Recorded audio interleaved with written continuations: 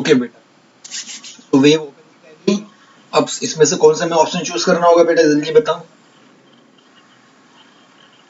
So how to select this model?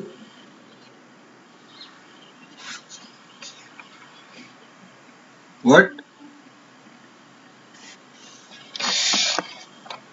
By press T button. Okay, क्योंकि देखो हर एक option के सामने आपके एक शॉर्टकट की दी हुई है, लास्ट क्लास में भी डिस्कस किया था। अगर नहीं तो आप अपने एरो की का भी यूज करके यहाँ पे इसको सेलेक्ट कर सकते हो। तो यहाँ पे आपको लेफ्ट राइट एरो की को यूज करना होगा। तो जो भी ऑप्शन को आपको सेलेक्ट करना है, सेलेक्ट करने के बाद जस्ट प्रेस इंटर बटन और you can use the shortcut की। बेसिकली इसको हम हॉट की बोलते हैं। देखो जो भी की आपके स्क्रीन पे मेंशन होती है ना, जिसको प्रेस करने से आप उस पर्टिकुलर ऑप्शन को चूज कर लेते हो, तो that is known as hot keys. Okay, for example, if we want to move from gateway of tally to company page, then we need to press F3 button there. So that F3 will be considered as hotkey.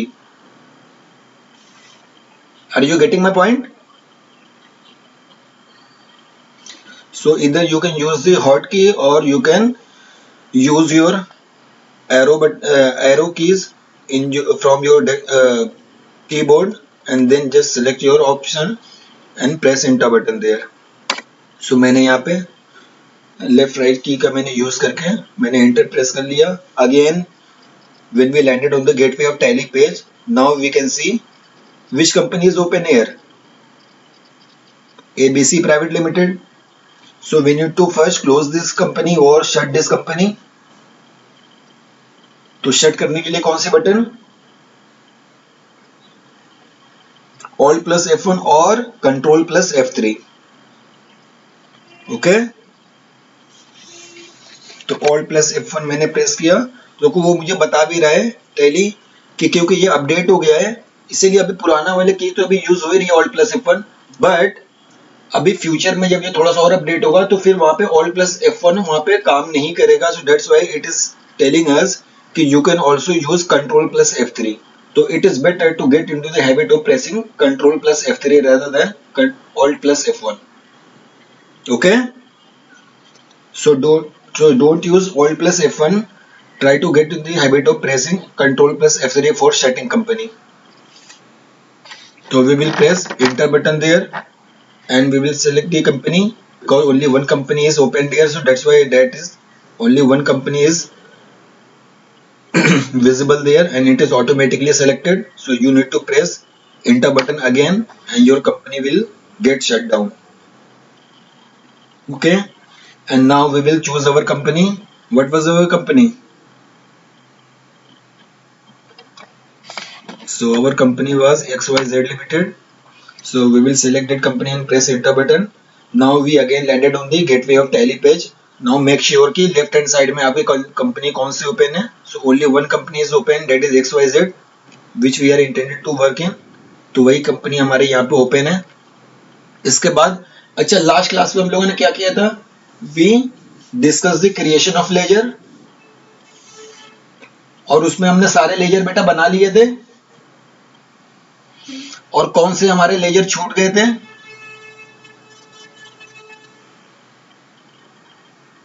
Yes, तो बेटा आप सभी notes लिखो। Open your notebook and right the notes.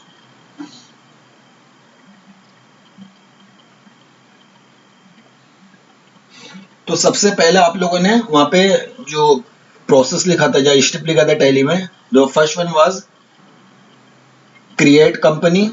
आपका पहला step यही तो बताया था ना मैंने। और सेकंड स्टेप क्या था? Create ledger. Yes, and third बेटा स्टेप मैंने क्या बताया था? Create inventory. तो इन दोनों के बीच में आप एक काम करो, इसको ऑर्डर थोड़ा सा चेंज कर लो।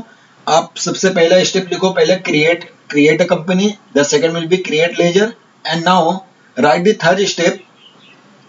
जो थर्ड स्टेप आपने पहले लिखा हुआ था उसको फोर्थ कर लो। अभी यहाँ पे थर्ड स्टेप एक नया इंसर्ट कर लो आप लोग, और वहां पे लिखो ऑल्टर। ऑल्टर मीन्स ये है ना, ऑल्टर लिखा हुआ है ना, alter ledger. That will be your third step. लिख लिया बेटा सभी ने?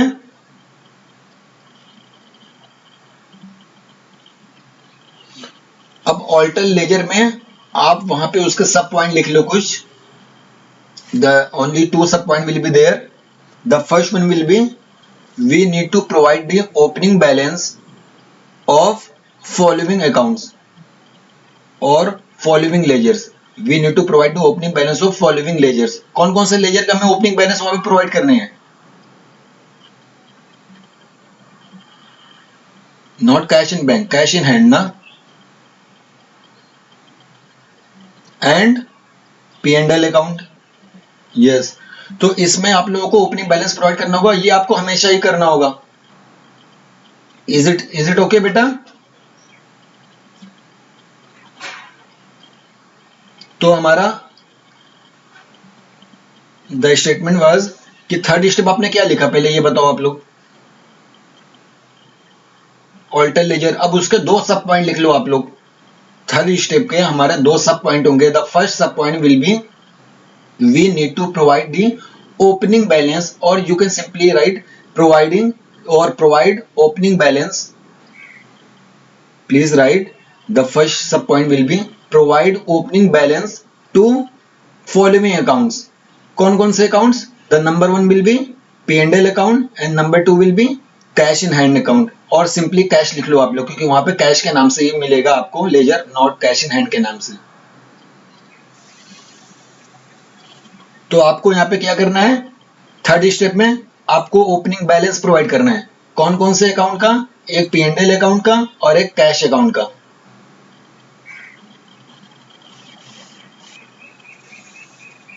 अभी समझ में आया बेटा सभी को?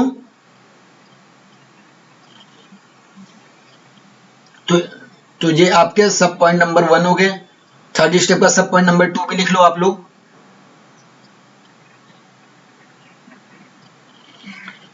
the second sub point will be correct or alter or change the created ledgers. या फिर एक वहां पे, अच्छा आप लोगों ने क्या लिखा जरा फिर से बेटा रिपीट करो आप लोग. सेकंड सब पॉइंट.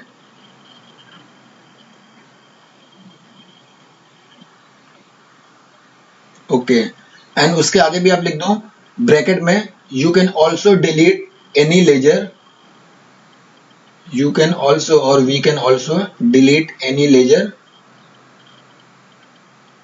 in this step.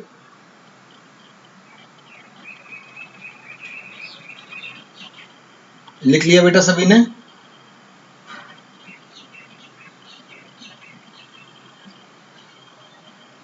तो ये आपका थर्ड स्टेप कंप्लीट हो गया. तो सबसे पहला पॉइंट हमने क्या लिखा कि सबसे पहले तो चलो हम ऑल्टर में चले आते हैं. ऑल्टर में आने के लिए क्या करना होगा? गेटवे ऑफ टैली पे आपको क्रिएट के नीचे ही ऑल्टर का ऑप्शन दिख रहा है. दिख रहा है ना बेटा ऑल्टर का ऑप्शन? तो हम ऑल्टर पे जाएंगे, यहाँ पे एंटर प्रेस करेंगे. नाउ बिल्कुल जैसे क्रिएट वाले स्क्रीन पे हमारे सामने जो जो ऑप्शन आ रहे थे वही सेम ऑप्शन हमारे ऑल्टर पे भी आ जाएंगे. ठीक है. लेकिन ऊपर जरा देखो यहाँ पे हेडिंग क्या लिखी हुई है? Master alteration. अब यहाँ पे हम ऑल्टर वाली स्क्रीन पे हैं. तो आप सीधा फिर से लेजर में जाओगे, क्योंकि आपने लेजर को ही आपको क्या करना है? वहां पे ऑल्टर करना है, चेंज करना है, मॉडिफाई करना है, या करेक्ट करना है, या डिलीट करना है. तो आप यहाँ पे लेजर पे जाओगे. अच्छा, लेजर में सबसे पहले तो आप क्या करोगे? जो मैंने पहला सब पॉइंट लिखवाया था, क्या था पहला सब पॉइंट? द फर्स्ट सब point was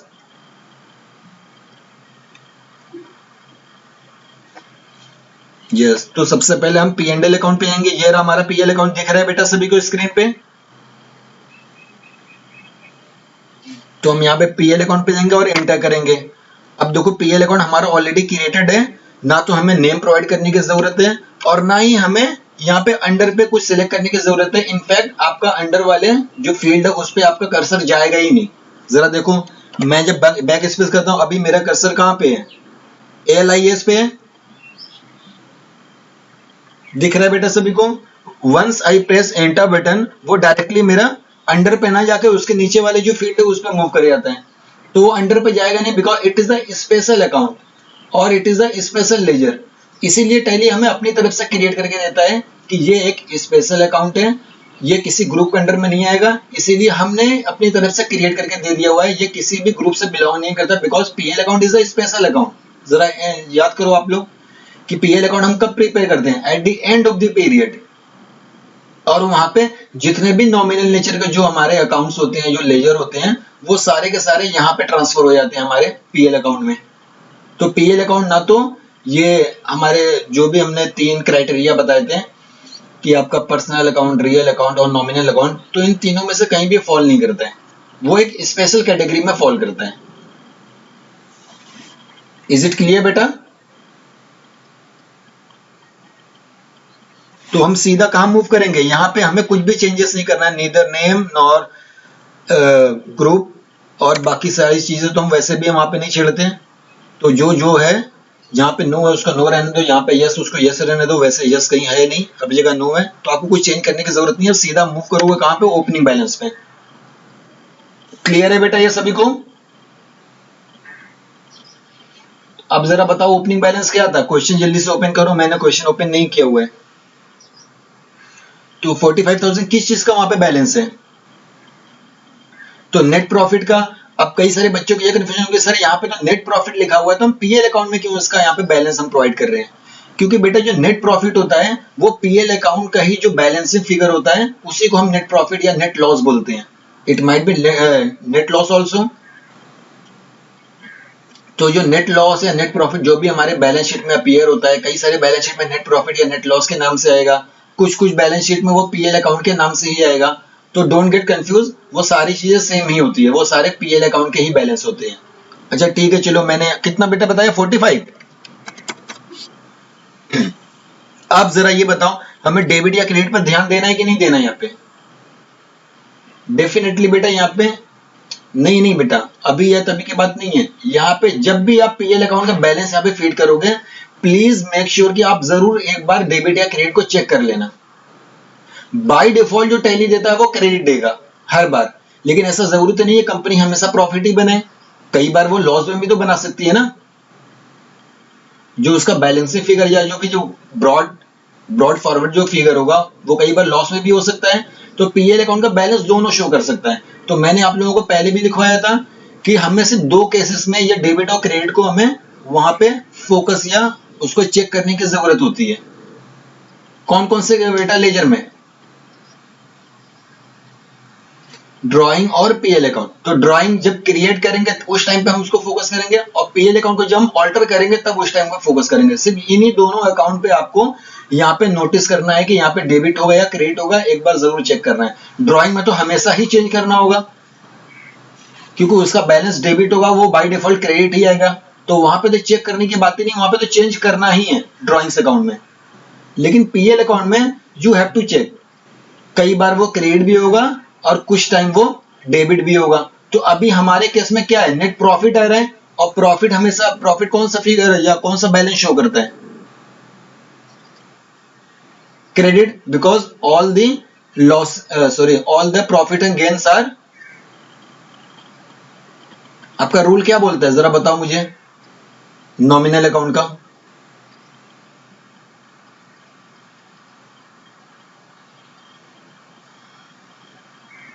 all incomes and gains are credited. तो इसका मतलब जितने भी इनकम या गेन होते हैं वो कौन से बैलेंस शो करते हैं? वो क्रेडिट बैलेंस शो करते हैं। तो हमारा ये प्रॉफिट है, तो इसीलिए ये क्रेडिट दिख रहा है, तो क्रेडिट ही रहने देंगे। अगर ये लॉस होता तो हम क्या करते हैं? इसको हमें डेबिट में कन्वर्ट करना पड़ता। सभी बेटा बच्चों को समझ में आ रहा है? तो हम आगे बढ़ेंगे और इसको सेव करेंगे। तो आगे बढ़ा, एक्सेप्ट किया और यस कर लिया, तो ये हमारा पीएल अकाउंट सेव हो गया। ओके,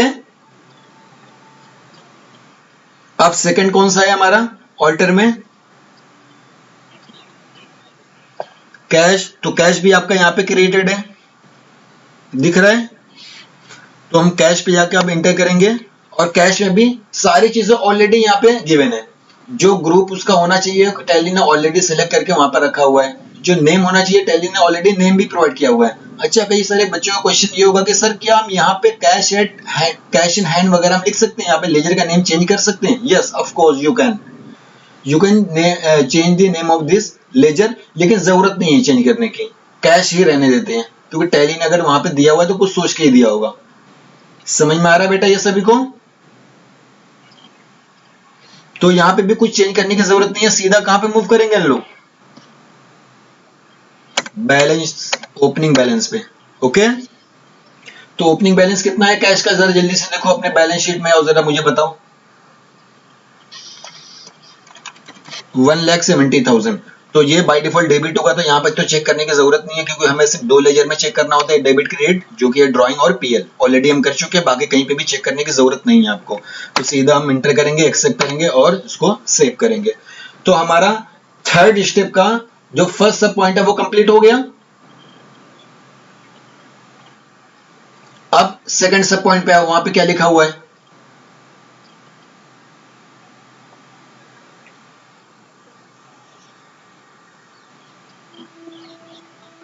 क्या क्या लिखा हुआ है आपने?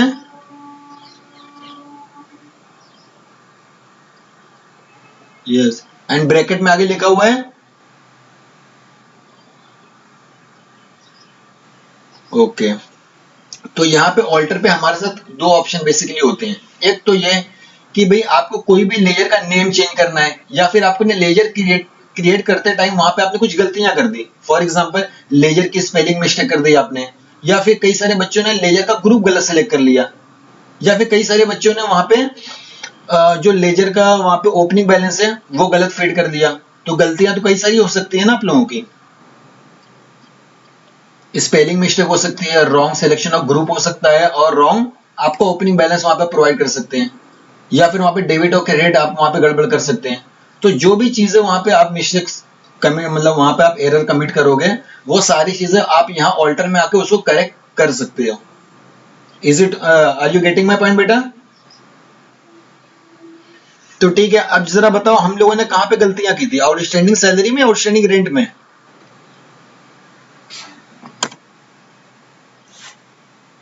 14,000 सही तो है, आउटस्टैंडिंग सैलरी ये भी तो सही है। हमने कहां पे बेटा गड़बड़ की थी? कहीं गड़बड़ नहीं की थी ना हम लोगों ने? किसी बच्चे ने शायद मुझे मैसेज लिखा था फर्स्ट क्लास में आउटस्टैंडिंग रेंट और आउटस्टैंडिंग सैलरी को लेकर। सही है ना? 50,000 ही है ना आउटस्टैंडिंग सैलरी। आउटस्टैंडिंग रेंट कितना है जरा देखो अपने बैलेंस शीट में, जो सही है। देखो यहाँ पे कुछ गड़बड़ नहीं है, अगर इन केस सपोज मैं यहाँ पे कुछ गड़बड़ कर देता, फॉर एग्जाम्पल मैं आउटस्टैंडिंग रेंट में स्पेलिंग में गलत हो गई, तो मैं इसको सपोज लिखना चाहता आउटस्टैंडिंग रेंट मुझे पूरा लिखना है, तो पहले मैंने गड़बड़ किया हुआ था, मैंने O/S लिखा हुआ था, तो सपोज मैंने वो गलत लिखा हुआ था, मुझे इस तरीके से लिखना आउटस्टैंडिंग रेंट। तो मैं क्या करूंगा, इसको मैं यहाँ पे आऊंगा, करेक्ट करूंगा, और यहाँ पे अगर सपोज मैंने यहाँ पे ग्रुप गलत सेलेक्ट किया हुआ था, ग्रुप को सही कर लो आप। तो मैंने ग्रुप पहले भी सही किया हुआ था, अगर इन केस मैं गलत करता तो मैं दोबारा से यहाँ पे सही ग्रुप को सिलेक्ट करता, फिर आगे बढ़ता, और यहाँ पे ओपनिंग बैलेंस अगर मैं कुछ गलत यहाँ पे फीड करता तो यहाँ पे मैं इसको करेक्ट कर लेता। तो यहाँ पे मैं ऑलरेडी मेरा करेक्ट फिगर है, इसके बाद डेबिट और क्रेडिट यहाँ पे गलत होता तो इसको मैं यहाँ पे करेक्ट कर लेता, और फिर इसको मैं सेव कर लेता। समझ में आ रहा है बेटा ये सभी को? तो यहाँ पे जो भी आपने क्रिएट किया हुआ था यहाँ पे आपको उसको करेक्ट करना होगा। अब मैंने इसको नंबर आपको स्टेप 3 में क्यों लिखा हुआ है, अभी हम डिलीट वाले अभी पार्ट पे आएंगे, लेकिन पहले मैं ये बताना चाहता हूँ कि मैंने इसको स्टेप नंबर 3 क्यों लिखवाया। क्योंकि सर आप बोलोगे सर अगर गलती करेंगे तो ये स्टेप आएगा ना, गलतियां नहीं करेंगे तो फिर ये स्टेप आएगा ही नहीं। बट रॉन्ग, ऐसा नहीं है, आप गलतियां करो या ना करो, देखो मैंने कोई गलती तो नहीं की थी कोई भी अकाउंट क्रिएशन में, लेकिन फिर भी मुझे आना पड़ा ना थर्ड स्टेप पे। क्यों आना पड़ा? क्योंकि यस बेटा, क्योंकि हमें यहाँ पे किसी भी केस में कैश और पीएल अकाउंट का बैलेंस तो फीड करना ही होगा, तो इस स्टेप पे तो आना ही है हमें ऑल्टर वाले पे। ऑल्टर बेसिकली जहां पे भी ऑप्शन होता है टैली में, वो हमें करेक्शन के लिए ही दिया जाता है कि ठीक है भाई आपने जो भी गलतियां की है उसको सुधार लीजिए ऑल्टर पे जाके। तो यहाँ पे भी इसीलिए ऑल्टर दिया हुआ था, लेकिन ऑल्टर के साथ साथ हमें यहाँ पे ये भी कंपलसरी कर दिया गया कि भाई आपको ऑल्टर पे तो आना ही पड़ेगा, भले आप गलतियां जरा भी ना करो। एटलीस्ट पीएल अकाउंट और कैश का बैलेंस तो आपको वहां पे प्रोवाइड करना होगा ना, opening balance. So that's why मैंने इसको स्टेप नंबर 3 में लिखवाया हुआ है, और इसमें मैंने 2 पॉइंट लिखवाए हुए हैं। द फर्स्ट पॉइंट इज कि आप सबसे पहले आप ओपनिंग बैलेंस प्रोवाइड करोगे इन 2 अकाउंट्स का जो मेंशन्ड है, और उसके बाद आप इसमें करेक्शन वगैरह करोगे अगर कुछ गलतियां की है। अगर सपोज, चलो ठीक है, मैं आप लोगों को एक फालतू का, मैं यहाँ पे एक अकाउंट में क्रिएट करता हूँ। सपोज मैंने यहाँ पे एक सेल्स अकाउंट मैंने यहाँ पे क्रिएट कर लिया, ठीक है। अब मैं वापस से फिर से मैं जाता हूँ ऑल्टर पे, तो मैं स्टेप नंबर 3 पे आता हूँ। After creating my all the ledgers, now I move to the third step, that is alter. तो ऑल्टर पे जाऊंगा, यहाँ पे लेजर को सिलेक्ट करूंगा, और यहाँ पे मैं सारे अकाउंट्स के देखूंगा। तो मेरे सारे अकाउंट यहाँ पे क्रिएटेड है, लेकिन मैं देख रहा हूँ कि ये सेल्स कहाँ से आ गया। आपके बैलेंस शीट में सेल्स दिया हुआ है क्या? तो इसका मतलब ये क्या है, ये एक हमारा एक डमी या फिर एक फालतू में हमारा यहाँ पे अकाउंट क्रिएट हो गया है। अब इसमें अब प्रॉब्लम क्या आ रही है कि इसको हमें करेक्ट भी नहीं करना है, क्योंकि ये तो एक अनवांटेड हमारा एक लेजर क्रिएट हो गया। तो हमें ना तो इसकी स्पेलिंग करेक्ट करनी है, ना हमें इसका ग्रुप करेक्ट करना है, ना ही हमें इसमें ओपनिंग बैलेंस प्रोवाइड करना है, क्योंकि ये हमें अकाउंट्स चाहिए ही नहीं था। तो आप क्या करोगे, आप उस सेल्स वाले जो भी लेजर को आपको डिलीट करना है, सबसे पहले आप उसको ओपन करोगे ऑल्टरेशन के लिए। समझ में आ रहा है? ये उस लेजर को मैंने सिलेक्ट किया और एंटर प्रेस किया, तो वो ऑल्टरेशन के लिए स्क्रीन हमारे सामने आ गई। यहां तक बेटा क्लियर सभी को? अब जरा बताओ, कंपनी डिलीशन के लिए मैंने कौन सी की का यूज करने के लिए बोला था आप लोगों से? Alt plus D. तो Alt plus D is a shortcut for deleting anything. अगर कंपनी को डिलीट करना है तो कंपनी के ऑल्टरेशन पेज पे जाके हमें ऑल्ट प्लस डी प्रेस करना पड़ता था। तो in the same manner, if you want to delete any particular ledger, then we need to go to the alteration page of that particular ledger, and then we need to press that alt plus D to delete that ledger. समझ में आया ये? Yes?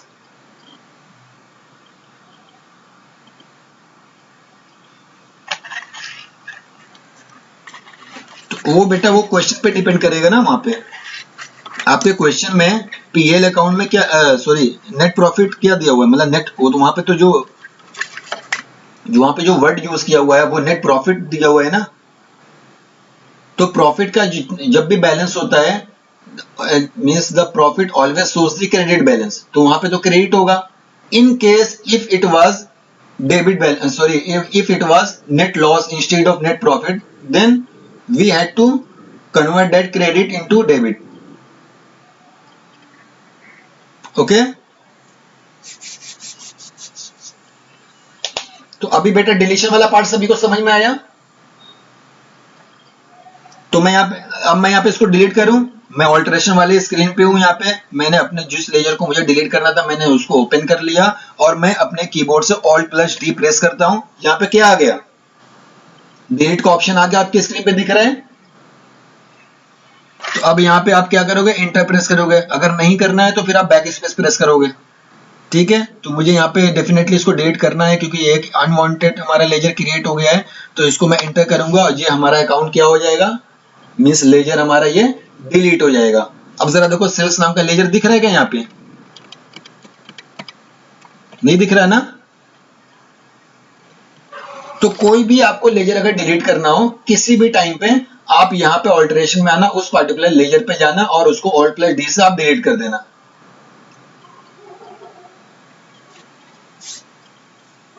समझ में आया बेटा ये सभी को? अब आगे बढ़े, ठीक है। चलो आगे बढ़ने से पहले मैं अब आप लोगों से पूछता हूं कि अब किसी बच्चे को यहां तक कोई डाउट हो तो प्लीज आप लोग पूछ लो, फिर हम आगे मूव करते हैं।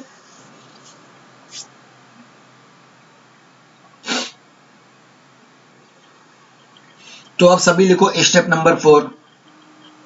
जो पहले वाला बेटा स्टेप मैंने लिखवाया था ना, वो मैंने बस आपको एक जनरल नॉलेज के लिए मैंने आप लोगों को वो सारे स्टेप लिखवाए थे। तो जो प्रीवियस क्लासेस में जो मैंने स्टेप लिखवाए थे उसको आप प्लीज कट कर लो। आज जो मैं स्टेप लिखवा रहा हूं उसको आप फॉलो करना। समझ में आ रहा है? जैसे जब आप स्कूल जाते हो ना, जब स्कूल में जब फर्स्ट टाइम बच्चे का नाम लिखवाना होता है तो पेरेंट क्या बोलते हैं, अरे बेटा कोई बड़ी बात नहीं है, बस ये थोड़ी सी बुक पढ़नी है, आप पास हो जाओगे। फिर उसके बाद जैसे जैसे आप क्लासेस जब आप पास करते जाते हो, जब आप प्रमोट होते जाते हो हायर क्लास में, तो बुक वैसे ही वहां पे बड़ी होती जाती है और मोटी होती जाती है। होता है ना ऐसा? आपको नर्सरी में तो नहीं लिखे दे दिया गया था, लो भाई अकाउंट्स आपको, देखो बच्चा बड़े होके ये अकाउंट्स वाली बुक आपको पढ़नी होगी, वहीं पे आपको बुखार आया था, आप स्कूल छोड़ के भाग जाते आप। तो वैसे यहाँ पे भी मैं स्ट्रेटजी फॉलो करता हूँ, पहले मैं थोड़ा सा इजी में दिखाता हूँ बच्चों को, और कोई ऐसा कोई टफ भी नहीं है, उसी को मैं बस थोड़ा सा एक्सप्लोर करता हूँ बाद में, स्टेप वही उसी मैनर में जो मैंने पहले स्टेप दिखाया था, लेकिन उसी स्टेप को अब मैं थोड़ा सा एक्सप्लोर कर रहा हूँ, थोड़ा सा डिटेल में मैं डिस्कस कर रहा हूँ। तो इसीलिए पहले वाला जो स्टेप था वो एक जनरल गाइडेंस के लिए था, तो उसको अभी रहने दो, आज जो मैं नया स्टेप लिखवा रहा हूँ उसको आप फॉलो करो। तो number 1 will be create a company, वो तो वैसे ही होगा। Number 2 will be create ledger, वो भी वैसे ही होगा। नंबर 3 मैंने यहाँ पे एक नया ऐड कर दिया, ऑल्टर लेजर, और उसके मैंने 2 सब पॉइंट लिखवा दिए। अब नंबर 4 वाले पे आ जाओ। Fourth step will be create, fourth step will be create, yes, create inventory और स्टॉक।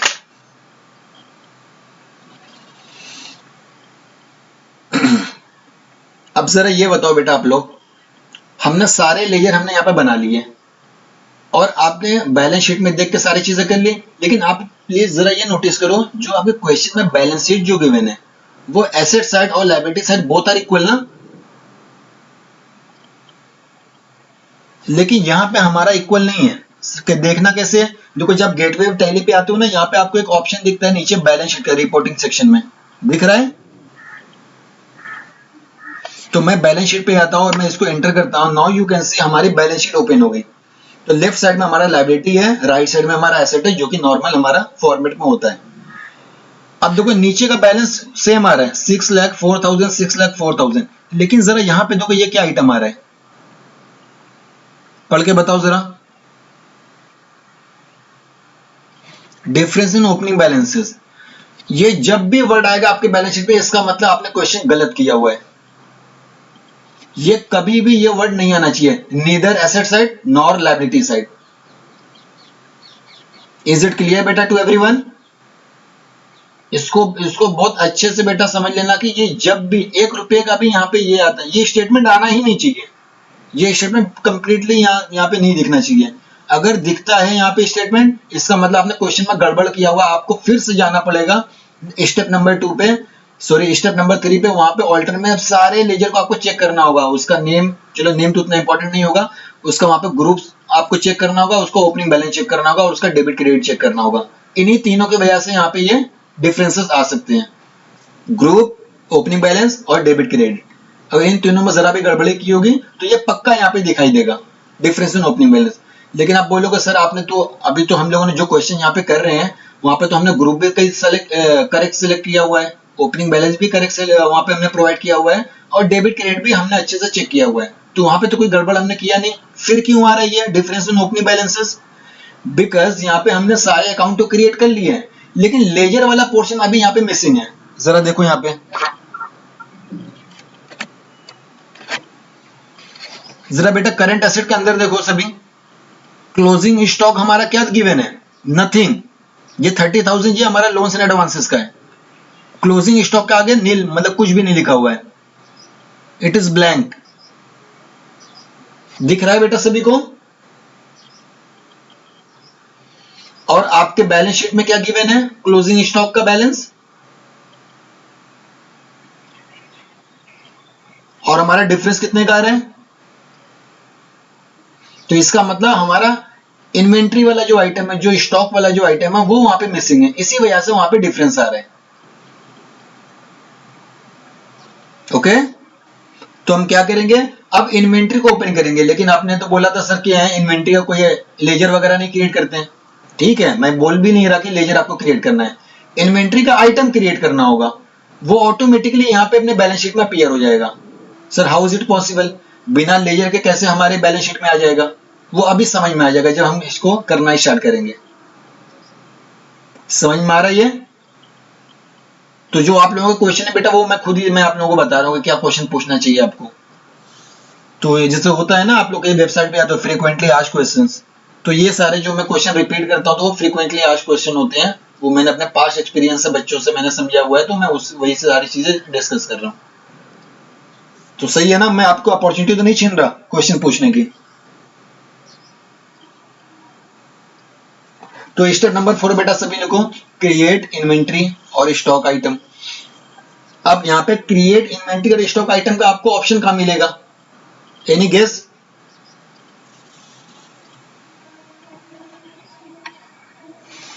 अगेन बेटा आपको मास्टर में जाना होगा, आपको मास्टर के अंडर में फिर दो ऑप्शन है, क्रिएट और ऑल्टर। बोलोगे सर ये तो लेजर का है। हाँ, लेजर का और स्टॉक आइटम का रास्ता एक ही जगह जाता है, मतलब सेम वे सेम पाथ है, लेकिन डेस्टिनेशन अलग अलग है।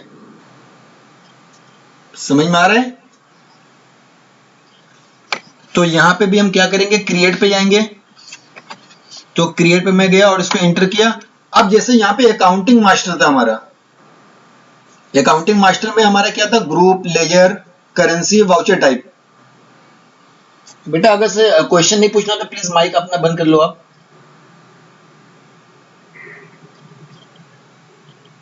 कौन बच्चा है? स्मृति। Okay okay. तो अभी हम लोगों ने लिस्ट ऑफ मास्टर में हमने देखा कि वहां पे लेजर क्रिएशन के लिए हमें यहाँ से अकाउंटिंग मास्टर में से सिलेक्ट करना था, लेकिन अभी हमें क्या सिलेक्ट करना है, इन्वेंट्री और स्टॉक। बोथ आर सेम ना, वो बस सिनोनिमस वर्ड है, वो यूज होते हैं इन्वेंट्री और स्टॉक के लिए। तो यहाँ पे देखो इन्वेंट्री मास्टर का भी ऑप्शन यहाँ पे दिया हुआ है, दिख रहा है बेटा सभी को, इन्वेंट्री मास्टर्स। अब इसके अब देखो इसके अंदर हमें कई सारे ऑप्शन दिए हुए हैं, जैसे सबसे पहले स्टॉक ग्रुप, उसके बाद स्टॉक कैटेगरी, उसके बाद स्टॉक आइटम, उसके बाद यूनिट, उसके बाद गोडाउन। इसमें से सिर्फ गोडाउन और स्टॉक कैटेगरी हमें डिस्कस नहीं करना है, बाकी स्टॉक ग्रुप, स्टॉक आइटम और stock unit, sorry only unit, ये तीनों चीजें हमें यहाँ पे डिस्कस करनी है।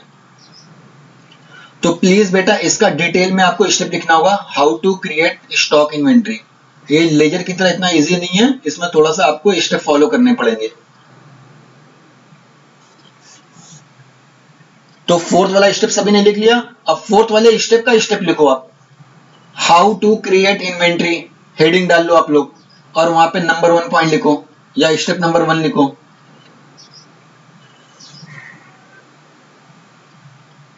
लिख लिया सभी ने?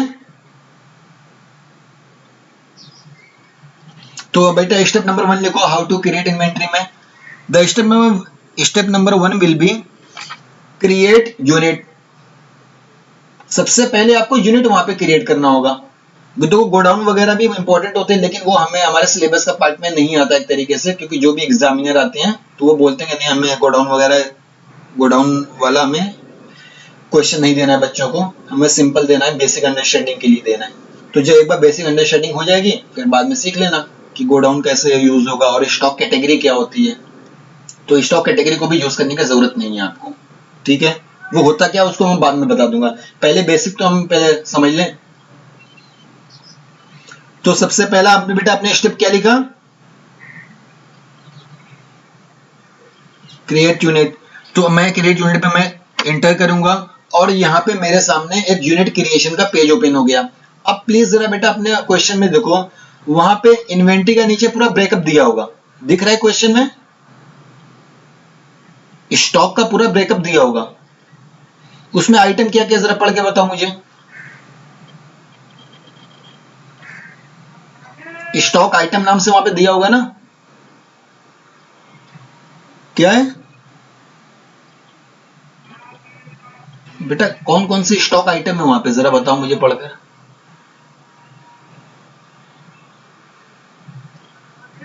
अच्छा ये सारी चीजें हैं। अच्छा जरा देखो सबका यूनिट सेम है क्या, कौन कितने यूनिट है वहां पे? नहीं नहीं नहीं, यूनिट मैं वहां पे यूनिट के मैं वहां पे वो पूछ रहा हूँ, उसको क्या बोलते हैं बेटा, यूनिट का मतलब मैं नंबर ऑफ यूनिट नहीं पूछ रहा हूँ, मैं यूनिट का सिंबल पूछ रहा हूँ, वहां पे सभी का सेम है। जैसे यूनिट में क्या होता है, पीसेस में भी हो सकता है, केजी में भी हो सकता है, लीटर में भी हो सकता है। तो unit is not given, okay ठीक है। तो ये क्वेश्चन क्या है, साइलेंट है यूनिट को लेकर। लेकिन जरा ये बताओ, आप जब कंडीशनर, शैम्पू, फेस वॉश वगैरह जब लेने आते हो तो उसको आप लीटर में लेके आते हो दुकान से, लीटर ml में। अच्छा, आप बेटा जाओगे वहां पे तो क्या वो आपको वहां पे उसको मेजर करके देता है क्या, पीस वाइज ना। आप बिग बाजार में जाओगे, बोलेगा मुझे 1 लीटर मुझे फेस वॉश चाहिए, तो वो देगा क्या वहां पे, एक अपना लीटर निकालेगा और फिर वहां पे सारे फेस वॉश उसमें डालेगा, फिर वो आपको प्लास्टिक बैग में रख के देगा। ऐसे तो नहीं होता है ना, वो तो पैकेज में आता है तो आपको एक पीसेस या यूनिट में आपको दे देता है। समझ में आ रही है। तो ये जो भी ग्रोसरी बोलना, ये जो भी एफएमसीजी आइटम में जो डील कर रहा है, या फिर एक तरीके से हेयर एंड केयर आइटम में जो डील कर रहा है, वो सारी चीजें पीसेस में आती होंगी। तो यूनिट यहाँ पे क्या है, यूनिट यहाँ पे पीसेस है। Are you getting my point बेटा एवरीवन। भले बॉटल पे वहां पे ml लिखा हुआ होता है, मिलीलीटर, लेकिन आप जब उसको खरीदते हो या बेचते हो, सपोज मैंने एक अपनी दुकान ओपन की और मैं वहां पे मैगी मैं सेल कर रहा हूं, तो मैगी तो वहां पे ग्राम से ही होती है ना, 60 ग्राम 70 ग्राम उस पर लिखा होता है पैकेट में। लेकिन मैं ग्राम के अकॉर्डिंग तो नहीं बेच रहा ना कस्टमर को, या मैं खरीद रहा हूं अपने सप्लायर से, मैं तो पैकेट के बेसिस पे मैं खरीद रहा हूं ना। भाई अगर 10 पैकेट आई है तो मुझे वहां पे 100 रुपीज देने हैं और उसको मैं 120 रुपीज में मैं कस्टमर को बेचूंगा 10 पैकेट को। तो पैकेट बेसिस पे मैं वहां पे, यहाँ पे एक तरीके से पीस बेसिस पे वहां पे, जिसको पीस नहीं उसे पीसेस बोलते हैं, पीसेस बेसिस पे मैं वहां पे अपने सप्लायर से खरीदूंगा और अपने कस्टमर को मैं वहां पे बेचूंगा। इन द सेम वे यहाँ पे आपके क्वेश्चन में सिर्फ एक ही यूनिट यहाँ पे गिवन है, तो इसीलिए थोड़ा सा सिंपल है। लेकिन कई सारे क्वेश्चन ऐसे भी होंगे जहां पे मल्टीपल आइटम, जैसे फॉर एग्जांपल बिग बाजार को देख लो। बिग बाजार किन किन चीजों में डील करता है, फ्रूट्स भी बेचता है, वो वेजिटेबल्स भी बेचता है, ग्रोसरीज आइटम भी कुछ बेचता है, जैसे जो ओपन दाल चावल वगैरह ये सारी चीज होगी। तो वो सारी चीजें वो किसमें बेचता है, कौन सी यूनिट में बेटा वो डील करता है, बिग बाजार।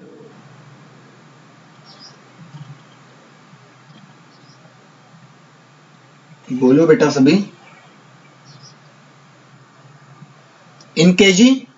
लेकिन उसी उसी बिग बाजार में हमें बहुत सारे एफएमसीजी प्रोडक्ट जो पैकेज में आते हैं, सपोज एग्जांपल हमें नमकीन का पैकेट हो गया, चिप्स का पैकेट हो गया, बिस्किट का पैकेट हो गया, तो ये सारे हमें वो पीसेस के बेसिस पे देते हैं।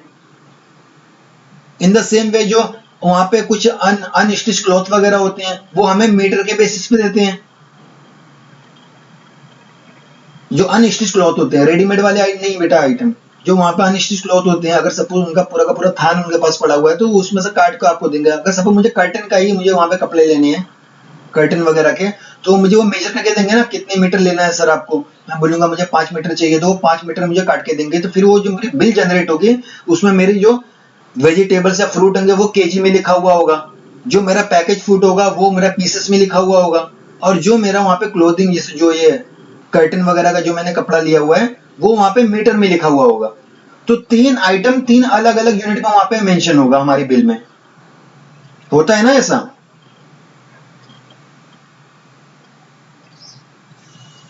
बेटा बाकी बच्चों को समझ में आया या फिर बाउंस हो गया क्या।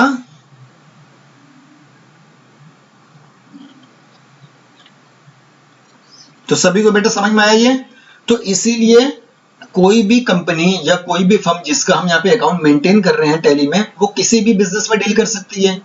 तो इसीलिए टैली ने बोला कि भाई हम ये रिस्क नहीं उठाएंगे कि हम वहां पे पीसेस बना के दें, लेटर बना के दें, मीटर बना के दें, वो आपके ऊपर है। जैसा आपका बिजनेस हो वैसा आप वहां पे क्रिएट कर लीजिए। और ऐसा कोई कंपल्सन भी नहीं है कि भाई अगर हमारे या कोई शॉप है या फिर हमने कोई शोरूम ओपन किया हुआ है या हमारी कोई कंपनी है जो ऑपरेट कर रही है, वो ऐसे प्रोडक्ट में डील कर रही है जो सिर्फ एक ही यूनिट में वहां पर काउंट होगा।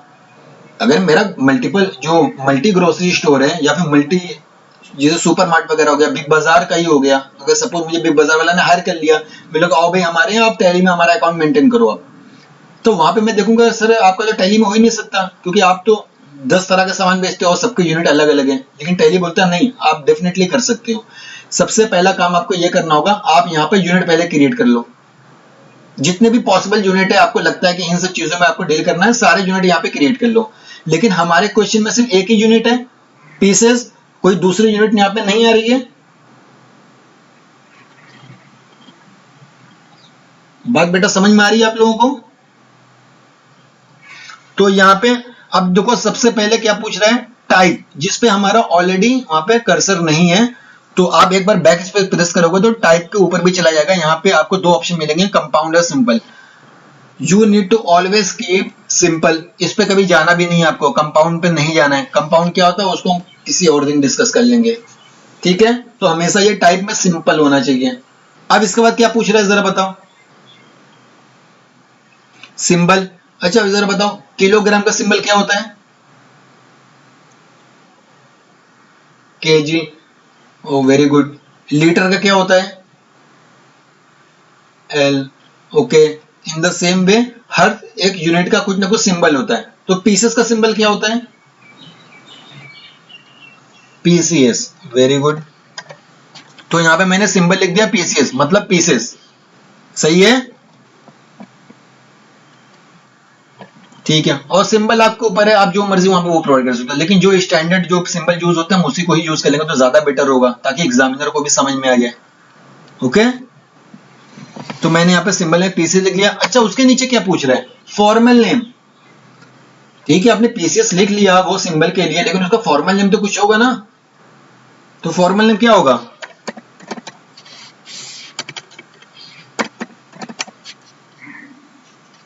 समझ में आ रही है? पीसेस। अच्छा अब जरा ये बताओ नंबर ऑफ डेसिमल प्लेसेस क्या होगा? जैसे केजी की हम बात करें, मैं गया शुगर लेने मार्केट में, ठीक है? तो मैंने बोला कि भाई मुझे ना 1.5 किलो मुझे शुगर चाहिए, तो मुझे बिल बना के क्या देगा? 1.5 kg, यही बना के देगा ना मुझे बिल। तो डेसिमल के बाद कितने वहां पे, सॉरी पॉइंट के बाद कितने डेसिमल वहां पे आ रहे हैं? 2 ना, 1.50 नॉर्मली अगर से मैं, तो इस तरीके से सबका अपना अलग अलग वहां पे डेसिमल यूनिट्स होते हैं। जैसे लीटर, आप वहां पे लीटर वगैरह में जाओगे तो वहां पे जनरली 3 वहां पे डेसिमल प्लेसेस यूज होते हैं। 1 लीटर 750 ml ऐसे होता है ना, तो वहां पे 1.750 ऐसे लिखा हुआ होगा। तो सबका अपना एक डेसिमल प्लेसेस होता है हर एक चीज के लिए। तो अब जरा ये बताओ पीसेस में कोई डेसिमल प्लेसेस होगा क्या? कि आप कभी ऐसा बोलते हो क्या कि मुझे 1.5 पैकेट मुझे मैगी चाहिए, तो दुकानदार बोलेगा ठीक है मैडम आप यहीं पे खड़े रहो मैं उसको काट के आता हूं अंदर से आधा पैकेट। कभी ऐसा हुआ है कि आपके साथ? तो पीसेस कभी भी वो डेसिमल में नहीं हो सकता। पीसेस का मतलब पूरा पूरा आपको मिलेगा, ये भी मिलेगा। ये नहीं कि आप शर्ट लेने गए हो, नहीं सर मुझे मैं या आधा पीस मुझे शर्ट चाहिए, तो बीच में से काट के दे देगा आपको, लीजिए आधे लेके जाइए आधी हमारे पास रहेगी। ऐसा तो होता नहीं है ना। तो जब भी पीसेस को डील किया जाता है वो फुल यूनिट में डील किया जाता है, इसलिए यहाँ पे नंबर ऑफ डेसिमल प्लेसेस क्या होगा? 0। तो ऑलरेडी 0 है तो इसको 0 ही रहने दोगे। लेकिन केजी वगैरह होगा तो केजी में 2 लिख लेना, लीटर में 3 लिख लेना, इस तरीके से आप लिख सकते हो वहां पे, और लिखना ही पड़ेगा आपको वहां केजी और लीटर वगैरह में। Are you getting my point? तो इसको हम आगे अब एक बार और एंटर करेंगे। ये हमसे पूछेगा सेव करने के लिए, एक्सेप्ट यस, तो यस हमने कर लिया। दोबारा से फिर आ गया सेम, जैसे हमारा लेजर क्रिएशन वाली स्क्रीन पे आ रहा था।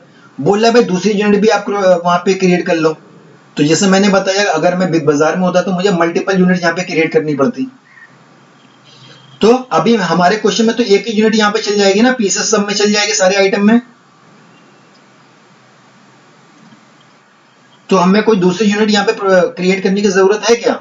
Do we need to create any other unit also? No. अब इससे आप बाहर निकल जाओगे। अब अगेन बाहर कैसे निकलोगे? एस्केप बटन से, वेरी गुड। तो आप एक बार एस्केप प्रेस करोगे, क्विट का ऑप्शन आएगा, डोंट वरी, यस नो करने की जरूरत नहीं, एक बार और आप एस्केप बटन प्रेस कर लो। मैंने क्या कहा था, तब तक एस्केप प्रेस करते रहना जब तक आपने डेस्टिनेशन पे नहीं पहुंच जाते। हमारा डेस्टिनेशन यही है, मास्टर क्रिएशन वाली लिस्ट। क्योंकि अभी हमने स्टेप नंबर 1 लिखा हुआ है, how to create stock item number 1, आपने क्या लिखा? Create unit. तो नंबर 1 स्टेप पूरा हो गया। अब नंबर 2 स्टेप लिखो। Number 2 step will be create stock group, create stock group, कहां पे ऑप्शन है स्टॉक ग्रुप का?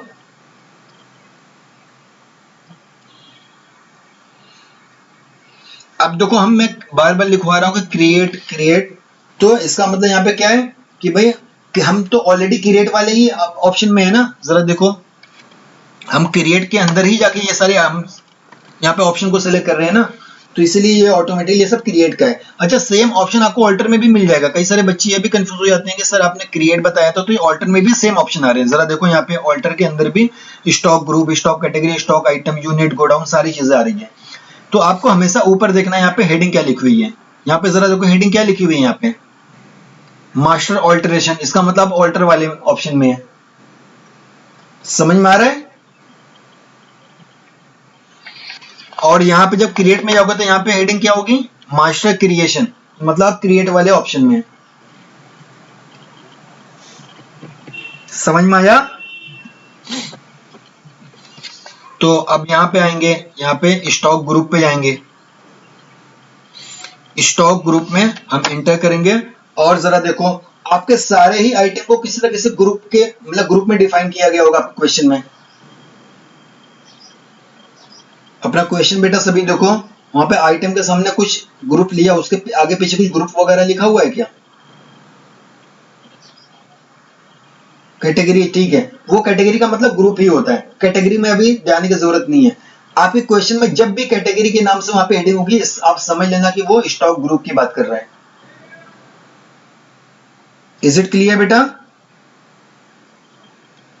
तो वो कैटेगरी बेसिकली वो ग्रुप को डिनोट करता है हमारे क्वेश्चन में। वैसे ऐसा होगा नहीं क्योंकि क्वेश्चन पेपर जब भी मैं बनाऊंगा उसको मैं जो भी बनाएगा उसको मैं करेक्ट करवा दूंगा कि आप कैटेगरी ना लेके यहाँ पे ग्रुप का वर्ड ही लिखें, ठीक है, ताकि कोई कंफ्यूजन ना हो, क्योंकि कैटेगरी अलग होती है और ग्रुप अलग होता है। तो उसको आप करेक्ट, वैसे आप करेक्ट कर भी नहीं सकते क्योंकि वो एक आपका इलेक्ट्रॉनिक फॉर्म में सॉफ्ट कॉपी है, तो आप उसको ग्रुप कंसिडर करो फॉर द टाइम बिंग। अब जरा बताओ कितने ग्रुप के नाम वहां पे लिखे हुए हैं बेटा? How many number of groups are there?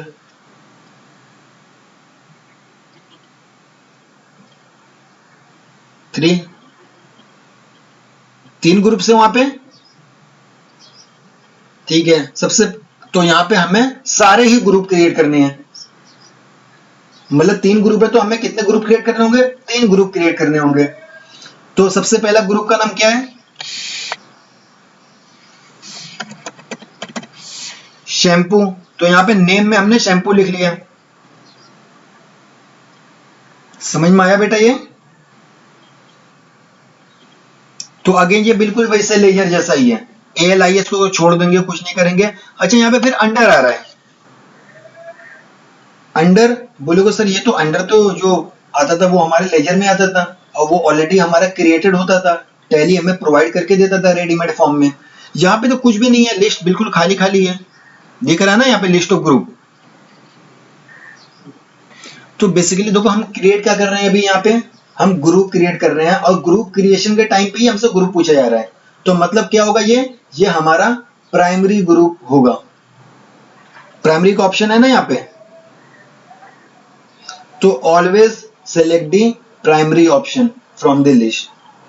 अभी देखो सिर्फ प्राइमरी आ रहा है, कुछ नहीं आ रहा है प्राइमरी के अलावा लिस्ट में यस। तो यहाँ पे हम प्राइमरी को यहाँ पे सिलेक्ट करेंगे। अच्छा यहाँ पे should quantity of item be added, तो इसको आप यस भी कर सकते हो, नो कर सकते हो, क्योंकि इसका भी हम यूज नहीं करने वाले। तो नो है तो नो ही रहने दो, ठीक है, ठीक है बेटा।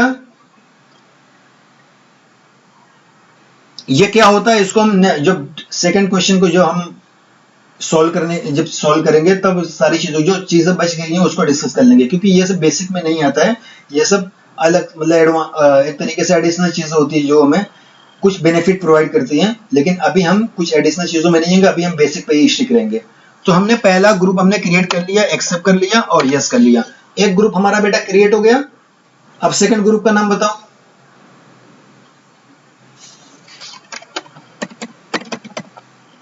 NER होगा, NAR होगा?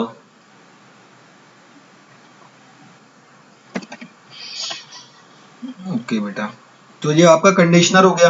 अच्छा, कंडीशन मैंने नेम लिख लिया स्टॉक ग्रुप का। अब फिर से ALI इसको छोड़ देंगे। अब अगेन फिर मैं अंडर में आता हूँ, लिस्ट ऑफ ग्रुप में। अब जरा देखो यहाँ पे लिस्ट ऑफ ग्रुप में कितने आइटम आ गए हमारे। एक हमारा प्राइमरी और दूसरा वाला जो अभी हमने क्रिएट किया था शैम्पू। क्योंकि बेटा देखो यहाँ पे हम ग्रुप का ही तो यहाँ पे क्रिएट कर रहे हैं ना, तो जितने ग्रुप आप क्रिएट करते जाओगे उतनी लिस्ट आपकी बढ़ती चली जाएगी। समझ में आ रहा है आप लोगों को? तो यहाँ पे हम ग्रुप को क्रिएट कर रहे हैं तो वो ग्रुप इसलिए बढ़ता चला जाएगा। तो हमें कौन सा यहाँ पे ऑप्शन सिलेक्ट करना है, शैम्पू या प्राइमरी? प्राइमरी ही सिलेक्ट करना है। क्योंकि देखो शैम्पू में अगर सपोज मैं ये बोलता हूं मेरा एक ग्रुप है शैम्पू का और मैं दो तरीके के शैम्पू में बेचता हूं, एक है हेयर फॉल प्रोटेक्शन का, एक है सिल्की हेयर के लिए। और हेयर फॉल प्रोटेक्शन में मेरे पास 3 ब्रांड है और सिल्की शैम्पू के मतलब जो शिल्पी शैम्पू का जो ग्रुप है उसके अंदर भी मेरे पास 4 ब्रांड है। तो वो सारे हमारे जो 3 और 4 प्लस टोटल 7 जो आइटम हो गए वो हमारे स्टॉक आइटम हो जाएंगे, स्टॉक के प्रोडक्ट हो जाएंगे। अब जो मेन ग्रुप होगा वो होगा शैम्पू का, लेकिन इन दोनों के बीच में क्या आ गया हमारा, एक आ गया हेयर फॉल प्रोटेक्शन के लिए और एक आ गया सिल्की हेयर के लिए। तो ये दोनों हमारे सब ग्रुप हो जाएंगे। समझ में आ रहा है बेटा मेरी बात? अभी समझाता हूं अच्छे से।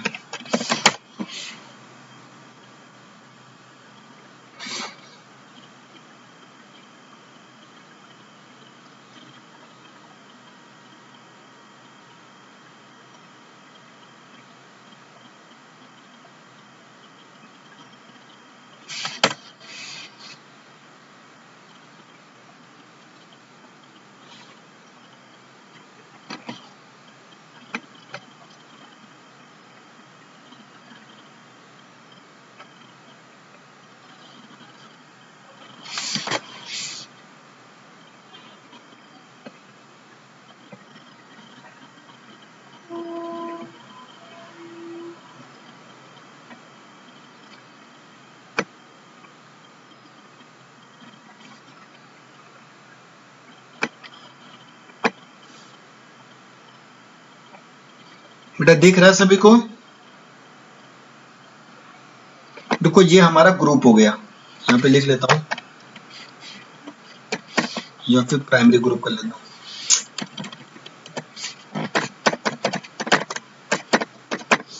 ये हमारा प्राइमरी ग्रुप हो गया जिसको मैंने लिखा शैम्पू। ओके, ये हमारा हो गया सब ग्रुप। यहाँ पे हमारा सब ग्रुप में आ गया सपोज कौन कौन से बेटा शैम्पू के होते हैं जरा बताओ मुझे, टाइप बताओ। एक ड्राई हेयर के लिए कर लेते हैं, ठीक है, और एक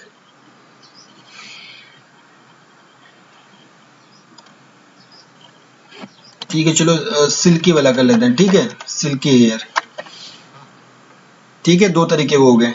अब इस ड्राई हेयर में हमारे पास 2 आइटम है, एक है डव का, डाई लिख दिया मैंने, एक हो गया हमारा डव, दूसरा हमारा हो गया सनसिल्क। सिल्की हेयर में हम लिख लेते हैं यहाँ पे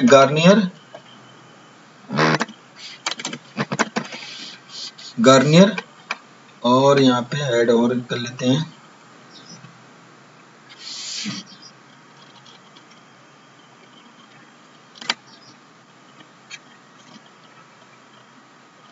यहाँ पे और बेटा कोई नाम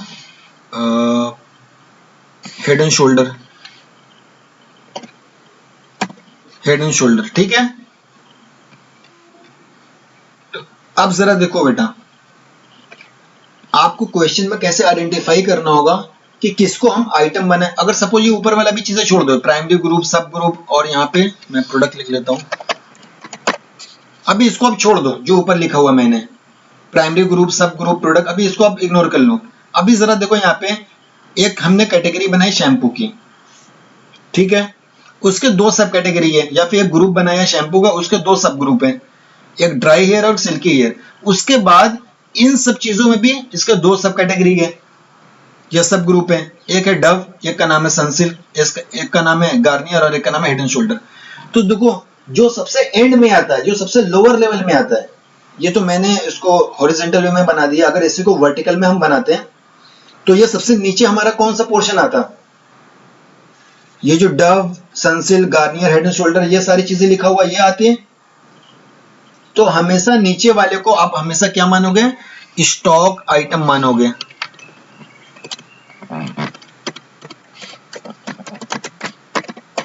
बात समझ में आ रही है बेटा? हमेशा आप इसको स्टॉक आइटम मानोगे।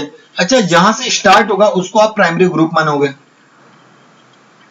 बाकी के बीच में जो भी चीजें आती है उसको आप सब ग्रुप मानोगे। बात समझ में आई बेटा मेरी? तो अभी हम क्या कर रहे हैं? अभी हम ग्रुप को क्रिएट कर रहे हैं। तो हमने शैम्पू हमने क्रिएट किया हुआ, इसी तरीके से कंडीशनर दिया हुआ है, और क्या दिया हुआ है कंडीशनर के अलावा?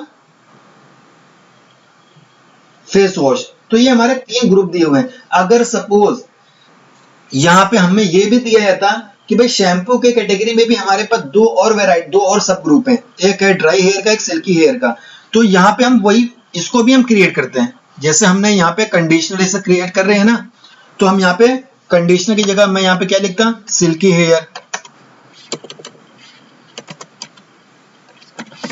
सिल्की हेयर बेटा लिखता है यहाँ पे। सब ग्रुप के लिए भी सब ग्रुप भी यहीं पे क्रिएट होगा। लेकिन यहाँ पे प्राइमरी को मैं सिलेक्ट ना करके मैं किसको सिलेक्ट करता? जरा बताओ मुझे। शैम्पू को करता, क्योंकि ये शैम्पू का एक सब ग्रुप है। Are you getting my point? तो इसीलिए जब सब ग्रुप बनाना हो या सब ग्रुप का सब ग्रुप बनाना हो, ये सारी चीजें यहीं पे बन जाएगी। आपको सब ग्रुप के लिए अलग से ऑप्शन में जाने की जरूरत नहीं है, क्योंकि यहाँ पे हमारे साथ प्राइमरी के साथ साथ जो भी आपने प्राइमरी ग्रुप बनाया होगा उसका नेम भी यहाँ पे अपीयर हो जाएगा। बट हमारे क्वेश्चन में कोई ऐसा सब ग्रुप का आइटम दिया हुआ नहीं है। हमारे में सिर्फ प्राइमरी ग्रुप के बारे में डिस्कशन है हमारे क्वेश्चन में। बेटा क्लियर है सभी को ये? तो इसीलिए हम सारे अपने प्राइमरी वाले को हम बना लेते हैं। तो कंडीशनर ये भी प्राइमरी होगा, इसको भी हम सेव करते हैं। थर्ड हमारा क्या है? Face wash. तो ये भी हमारा क्या होगा? प्राइमरी ही होगा। तो इसको प्राइमरी करते हैं और इसको सेव करते हैं। तो हमारा स्टेप नंबर 2 बेटा कंप्लीट हो गया।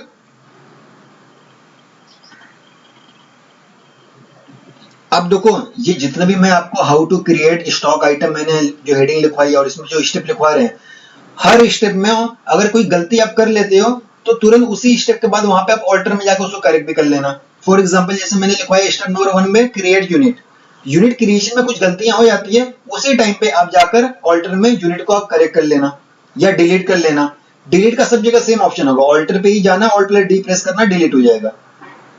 सेकंड स्टेप मैंने लिखवाया है create stock group. Stock group में कुछ गलतियां हो जाती है या फिर कुछ एक्स्ट्रा ग्रुप बन जाते हैं, तो ऑल्टर पे जाके उसी टाइम पे आप उसको करेक्ट कर लेना या डिलीट कर लेना। तो मैंने यहाँ पे अलग से स्टेप नहीं लिखवाया हुआ, जैसे मैंने लेजर में लिखवाया हुआ था कि you have to visit to alter option and then you need to correct alter और चेंज द नेम, और मतलब ऑल दिस जो भी आपने गलतियां की हुई है उसको करेक्ट करना, ये सारी चीजें। वो लेजर के बाद अलग थी क्योंकि वहां पे हमें जाना ही था। अगर गलतियां नहीं करते तो भी जाना था। यहाँ पे आपके ऊपर है, गलतियां करोगे तो जाना पड़ेगा, अदरवाइज जाना नहीं पड़ेगा आपको ऑल्टर पे। इज इट क्लियर बेटा टू एवरीवन? तो हमारे सारे स्टॉक ग्रुप क्रिएट हो गए। अब इससे बाहर निकले हम।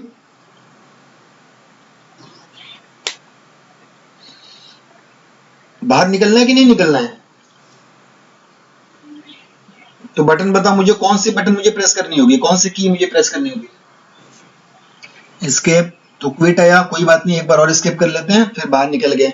तो हमारा स्टेप नंबर 2 भी कंप्लीट हो गया। आप नीचे नोट, मतलब जब सारे स्टेप कंप्लीट हो जाएगा आप नोट करके लिख लेना कि we can use alter to correct all the steps. जो भी स्टेप हमारा है उसके रिस्पेक्टिव में हम जाकर ऑल्टर में उसको करेक्ट भी कर सकते हैं। ठीक है, चलो वो तो इतने डिटेल में बताने की जरूरत नहीं है, वो तो आप लोगों को समझ में आ ही गया होगा। अब इसके बाद स्टेप नंबर 3 लिखो बेटा, create stock item. Step number 3 लिखो सभी, क्रिएट स्टॉक आइटम। अब आगे बढ़े। तो स्टॉक आइटम को मैंने सिलेक्ट किया, आई प्रेस एंटर बटन। अब यहां पे हमारे सामने stock item creation page appear हो गया। दिख रहा है बेटा सभी को पेज? कैसा लगा पेज, अच्छा लगा या खराब लगा?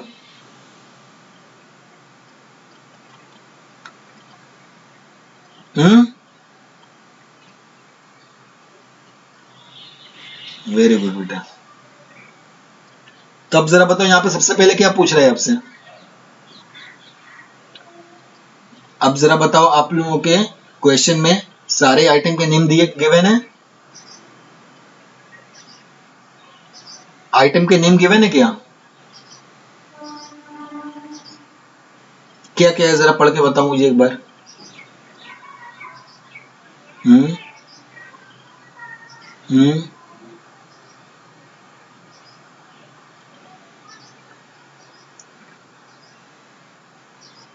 अब जरा ये आप वहां पे चेक करो, कोई भी नेम वहां पे दोबारा रिपीट हो रहा है क्या? कौन सा?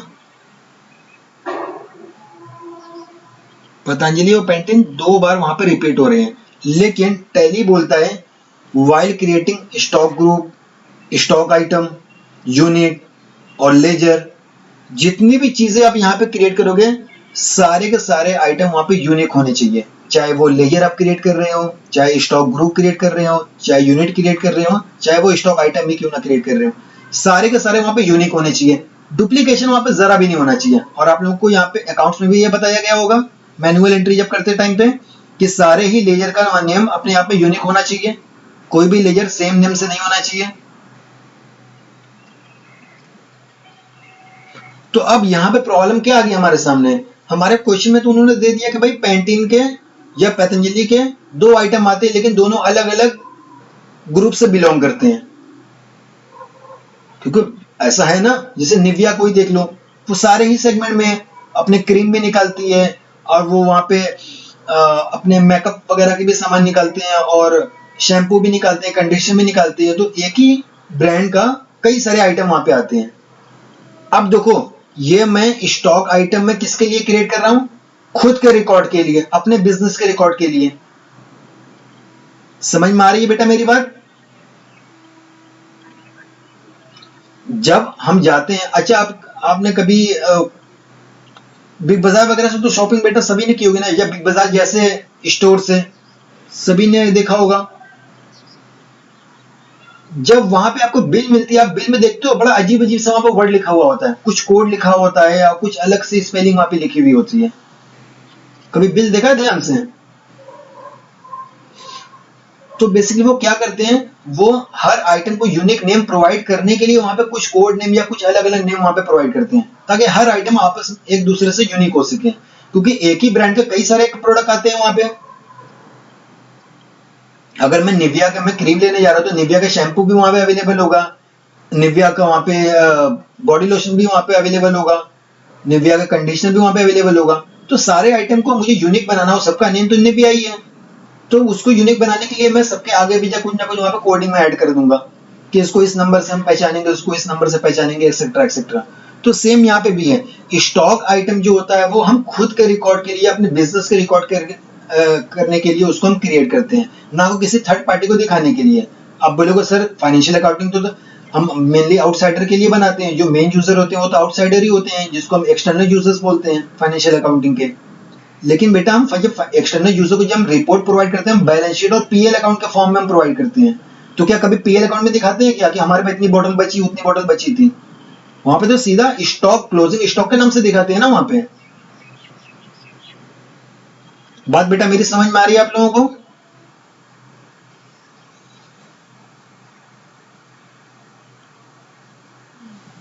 मतलब मतलब बेटा जरा फिर से रिपीट करो क्वेश्चन।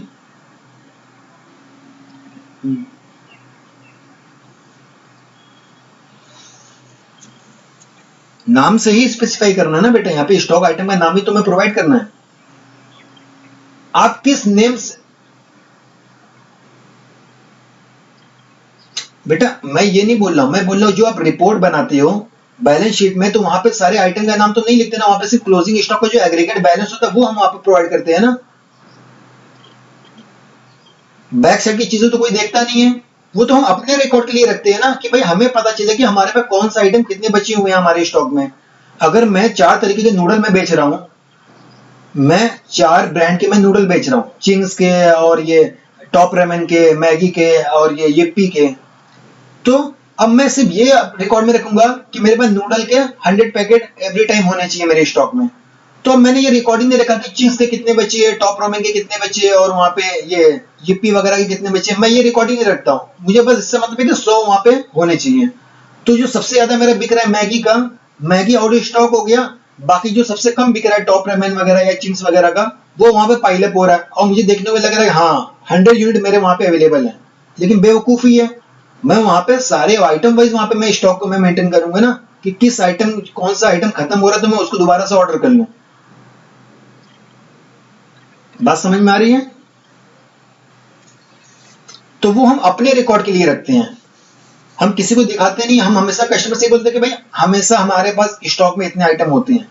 तो हम कभी ये नहीं बताते कि ये वाला आइटम इतना रखते हैं, वो वाला आइटम इतना रखते हैं, ये वाला आइटम इतना रखते हैं। इतना डिटेल में जाते हैं क्या किसी कस्टमर से? तो ये हम इंटरनल रिकॉर्ड के लिए रखते हैं। तो इसलिए नाम आप यहाँ पे कुछ भी रख सकते हैं, वो आपके ऊपर है। बात समझ में आई आप लोगों को? तो नेम यहाँ पे कोई भी स्टैंडर्ड, आप जरूरी नहीं है कि जो वहां पे बॉटल पे लिखा हो वही नाम, आप उसको कोड नंबर से भी मतलब आप आइडेंटिफाई कर सकते हैं। सपोज आपने लिख दिया भाई पैंटीन को मैं 01 से मैं पहचानूंगा, डव को मैं 02 से पहचानूंगा, आयुर को 03 से पहचानूंगा। जो रखना आप रखो, वो आपके ऊपर है। ठीक है बेटा, ये बात सभी को समझ में आई? तो अभी हम क्या करेंगे, अब 012 तो लिखेंगे नहीं, वरना फिर आपको तो समझ में आ जाएगा, लेकिन एग्जामिनर को कैसे समझ में आएगा? एग्जामिनर को भी तो समझाना है ना हमें यहाँ पे। तो यहाँ पे आप नाम लिखोगे, लेकिन नाम अब देखो दो नेम एक जैसे हैं, जैसे पतंजलि का हो गया और कौन सा, पैंटीन का था। तो पैंटीन, चलो सबसे पहले पैंटीन का एग्जांपल ले लेते हैं। पैंटीन कौन कौन सा है? एक शैम्पू कैटेगरी का और एक कौन सा है, कंडीशनर। तो हम क्या करेंगे, पैंटीन लिख लेंगे और उसके आगे एसएच लिख लेंगे, विच डिनोट फॉर शैम्पू, और जो कंडीशनर वाला होगा उसको हम सीडी लिख लेंगे। डिफरेंशिएट हो गया ना वहां पे? तो इस तरीके से कर लेंगे।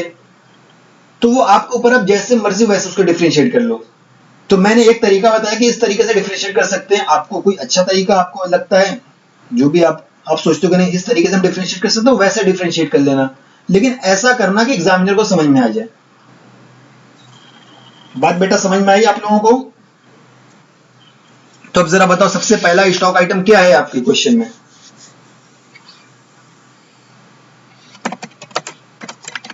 हेड एंड शोल्डर तो रिपीट नहीं हो रहा है।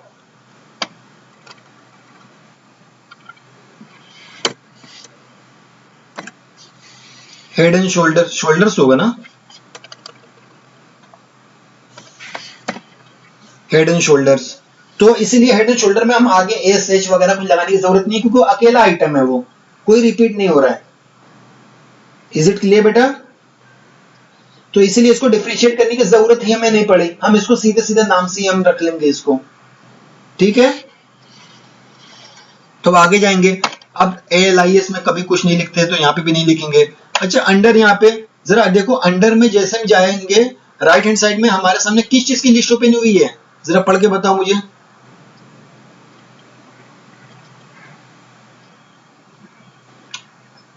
अरे लिस्ट ऑफ व्हाट? ग्रुप्स। तो हमें यहाँ पे अब ग्रुप सेलेक्ट करना है। हमारे पास 4 ऑप्शन है, 3 वो ऑप्शन है जो हमने क्रिएट किए हुए हैं, एक हमें एडिशनल दिया हुआ है प्राइमरी का, दिया हुआ है प्राइमरी का ऑप्शन यहाँ पे। Please make sure while creating stock item never ever select primary here. देखो अभी हम क्या क्रिएट कर रहे हैं, स्टॉक आइटम क्रिएट कर रहे हैं। आइटम क्रिएट करते टाइम कभी भी आप प्राइमरी को सेलेक्ट नहीं करोगे, सबसे पहली बात। मेरी बात बेटा समझ में आई? While creating the stock group, we will prefer to select primary there। मतलब जैसा भी वो क्वेश्चन पे डिपेंड करता है, प्रीफर करते हैं कि वहां पे प्राइमरी करें, लेकिन ऑलवेज का मैं ऑलवेज इसलिए नहीं बोल रहा हूं क्योंकि हमेशा ही प्राइमरी सेलेक्ट करने की नौबत नहीं आएगी। कभी कभी ऐसी भी नौबत आ सकती है कि हमें वहां पे प्राइमरी ग्रुप जो हमने क्रिएट किया हुआ है उसको हमें वहां पे सिलेक्ट करना पड़े फॉर सब ग्रुप क्रिएशन। लेकिन स्टॉक आइटम पे कभी भी आप प्राइमरी नहीं करोगे। इतनी बात बेटा सभी को क्लियर है? तो यहां पे कौन सा हमें ग्रुप सेलेक्ट करना है? शैम्पू से बिलोंग करता है तो हमने अंडर में शैम्पू हमने सेलेक्ट कर लिया। ठीक है, अब क्या पूछ रहा है हमसे? यूनिट में अगेन हमारे सामने दो ऑप्शन है, एक है नॉट एप्लीकेबल और एक है पीसीएस। नॉट एप्लीकेबल कभी भी आप इसको चूज नहीं करोगे, कभी भी इसको सेलेक्ट नहीं करोगे। बात समझ में आई? हमने यहाँ पे सिर्फ एक ही यूनिट को हमने यहाँ पे क्रिएट किया हुआ है तो इसीलिए उसी को सेलेक्ट करेंगे। अगर यहाँ पे मल्टीपल यूनिट को हम यहाँ पे क्रिएट करते हैं तो उन मल्टीपल में से जो अप्लीकेबल होता है उस पार्टिकुलर आइटम के लिए उसको हम सेलेक्ट करते हैं। समझ में आ रहा है ये? अगर कोई केजी वाला आइटम होता है तो हम केजी सेलेक्ट करते हैं, कोई लीटर वाला आइटम होता है हम लीटर सेलेक्ट करते हैं, कोई मिलीमीटर वाला होता है तो उसको हम वो सेलेक्ट करते हैं, कोई ग्राम वाला होता है तो उसको हम सेलेक्ट करते हैं। यहाँ पे पीस वाला आइटम है तो हमने यहाँ पे पीसेस को हमने सेलेक्ट कर लिया। नॉट एप्लीकेबल कभी भी नहीं होगा, नॉट एप्लीकेबल तो करना ही नहीं है। ओके, तो मैंने यहाँ पे पीसेस को सिलेक्ट कर लिया, इंटर किया, आगे बढ़े। इसके बाद स्ट्रेटजी डिटेल कुछ नहीं देना है आपको, रेट ड्यूटी वगैरह कुछ, यहाँ पे इसको ब्लैंक छोड़ना है, जीरो भी नहीं लिखना है, सीधा इंटर करके आगे बढ़ना है, वो ऑटोमेटिक जीरो आ जाएगा वहां पे। इसके बाद नीचे बेटा जरा बताओ क्या लिखा हुआ है? ओपनिंग बैलेंस में कुछ हेड लिखे हुए हैं। ओपनिंग बैलेंस है ना, तो जरा देखो ये लेजर जैसा हमसे क्रिएट करा रहा है ना, यहाँ पे भी नेम हमसे पूछ रहा है, यहाँ पे भी हमसे वो क्या पूछ रहा है, ग्रुप पूछ रहा है, और यहाँ पे भी हमसे ओपनिंग बैलेंस पूछ रहा है। लेकिन इसके एडिशन में वो हमसे यूनिट भी पूछ रहा है ऊपर कि भाई यूनिट क्या है। और ओपनिंग बैलेंस हमें वो सीधे सीधे हमसे वो नहीं पूछ रहा है फिगर बताओ हमें कितना अमाउंट है, वो बोल रहा है पूरा ब्रेकअप दो। मैंने आप लोगों को लास्ट क्लास में बताया था ना, टैली में जितना ज्यादा रॉ डेटा प्रोवाइड करोगे उतने ही अच्छा प्रोडक्ट आपको बनके मिलेगा, बताया था ना मैंने कल। तो अब वो बोले पूरा रॉ हमें दो, पूरा मतलब जितना हो सकता है ब्रेकअप, उतना ज्यादा ब्रेकअप दे दो, उतना ही अच्छा हम उसको प्रोसेस करेंगे। तो अब जरा बताओ क्वांटिटी क्या है इसकी, आपके क्वेश्चन में गिवन होगी 51 क्वांटिटी। ठीक है, रेट क्या है उसका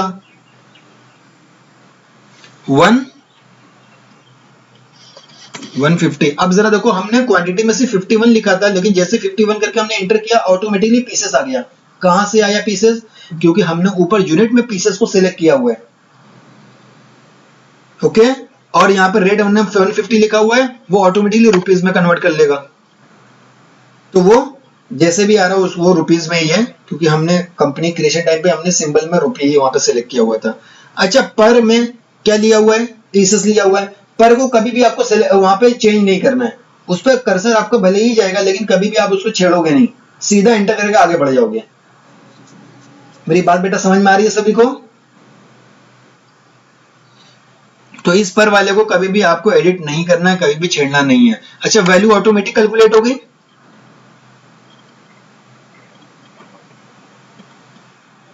तो सेम वैल्यू आ रही है आपके जो उसमें दिया हुआ है क्वेश्चन में। ठीक है, अच्छी बात है, नहीं गिवन है यहाँ पे तो कैलकुलेट होगी ना। हमने क्वांटिटी जितनी लिखी थी हमने उतनी क्वांटिटी लिख ली, जितना हमने वहां पे रेट लिखा हुआ था हमने यहाँ पे रेट भी प्रोवाइड कर लिया, तो उसको मल्टीप्लाई कर दिया टैली ने। वहां पे ऑलरेडी इस तरीके से उन्होंने अपना डिजाइन किया हुआ सॉफ्टवेयर को कि वो आप जो क्वांटिटी और रेट लिखोगे उसको मल्टीप्लाई करके वहां पे वैल्यू में वो दे देगा। ठीक है बेटा, यहां तक सभी को समझ में आया? अब आगे तो अब इसको एक बार और इंटर करेंगे तो ये क्या बोलेगा, एक्सेप्ट यस और नो। तो एक बार और इंटर करेंगे, एक्सेप्ट हमारा हो गया। नेक्स्ट आइटम पे आ जाओ। लेकिन वेट, पैंटीन आपका क्या है, रिपीट हो रहा है आइटम, तो हमें डिफरेंशिएट करना पड़ेगा दोनों में।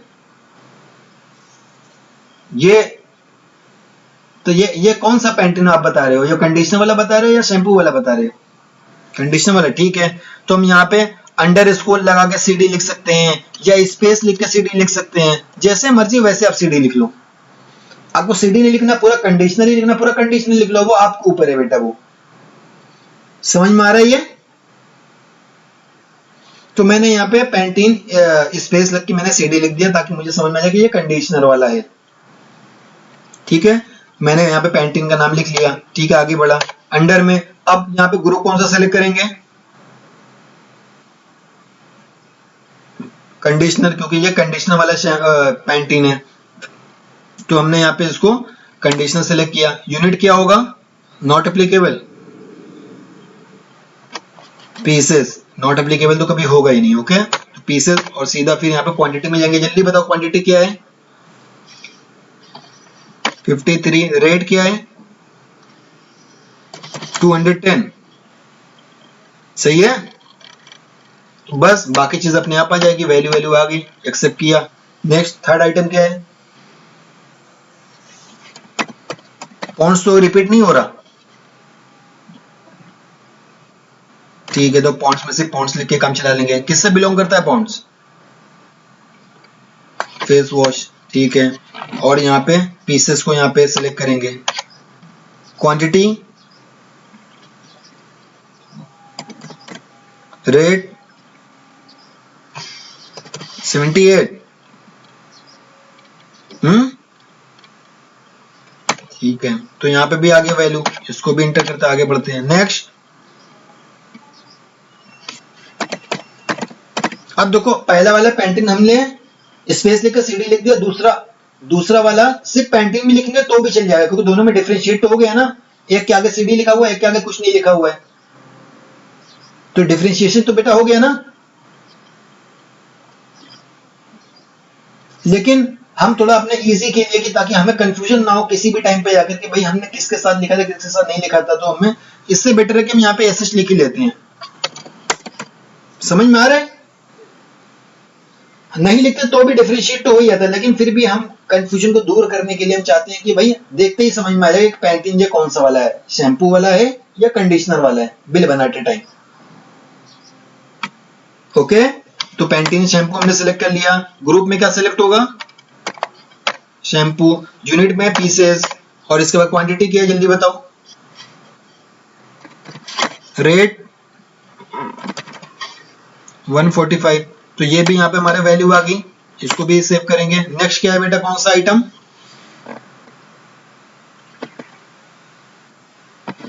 डब, तो डब तो रिपीट नहीं हो रहा, अब ये डब किस में जाएगा, शैम्पू में, और ये यूनिट में पीसेस, क्वांटिटी क्या है, रेट 205, तो इसकी भी वैल्यू आ गई, इसको भी सेव करते हैं। नेक्स्ट क्या है,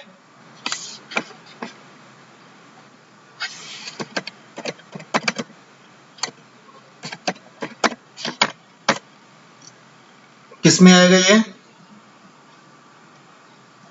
अच्छा रिपीट हो रहा है, तो ठीक है। अब देखो, अब गलती बेटा क्या हो गई, मैंने पतंजलि लिखा आगे तो बढ़ गया, अब वापस से मैं इस पे आऊंगा, मैं कुछ भी टाइप करूंगा इस पे, तो ये जो भी लिखा हुआ पूरा इरेज हो जाएगा, इरेज हो जाएगा ना यहाँ पे। लेकिन मैं चाहता हूं कि मैंने जो पतंजलि सही से टाइप किया हुआ, बड़ी मेहनत से मैंने टाइप किया हुआ, मेरी उंगलियां दर्द करने लगी टाइप करते करते, अब मैं चाहता हूं कि ये इरेज ना हो, तो इसका क्या है सॉल्यूशन, इसका सॉल्यूशन ये है कि आपके कीबोर्ड में एक बटन होगी, एक की होगी जिसका नाम होगा, जिसपे लिखा होगा एंड, एरो की एरो की देखो अपने सिस्टम वगैरह में वहां पे एंड का एक ऑप्शन होगा, दिख रहा है, एंड पेज या एंड वगैरह कुछ करके लिखा होगा। तो जैसे आप एंड वाले को क्लिक करोगे ना यहाँ पे, तो आपका जो कर्सर है बिल्कुल एंड में चला जाएगा, दिख रहा है बेटा सभी को, मेरा आई के बाद कर्सर ब्लिंक करने लगा, तब उस केस में वो आप जो भी टाइप करोगे वो इरेज नहीं होगा। समझ में आ रही है, वरना आपकी मर्जी, चाहे तो फिर से टाइप कर लो, कितना टाइम लगने वाला। ठीक है, चलो पतंजलि स्पेस देखे, क्या है बेटा पतंजलि किस चीज में रिपीट हो रहा है, कंडीशनर और किसमें, तो फेस वॉश में FW लिख लेंगे और कंडीशनर में CD लिख लेंगे। तो ये पतंजलि हम कौन सा क्रिएट कर रहे हैं, कंडीशनर वाला या फेस वॉश वाला, तो CD लिख लेंगे, ठीक है। और यहाँ पे क्या सिलेक्ट करेंगे, ग्रुप में कंडीशनर, यूनिट में पीसेस, क्वांटिटी कितनी है 64, रेट है 95, इसकी भी वैल्यू आ गई। नेक्स्ट क्या है बेटा,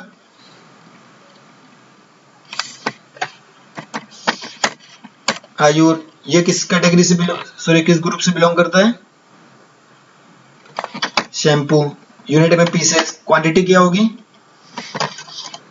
रेट, रेट बेटा रेट, कोई रेट बताएगा, 85, ठीक है, तो ये भी हमारा हो गया। नेक्स्ट FW लिख लेंगे, ठीक है, तो यहाँ पे फेस वॉश को सिलेक्ट कर लेते हैं और यूनिट में अगेन पीसेस, क्वांटिटी क्या है, क्या 125, ओके, रेट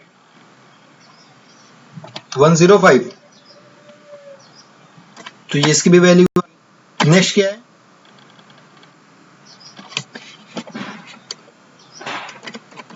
निव्या, निव्या तो रिपीट नहीं हो रहा,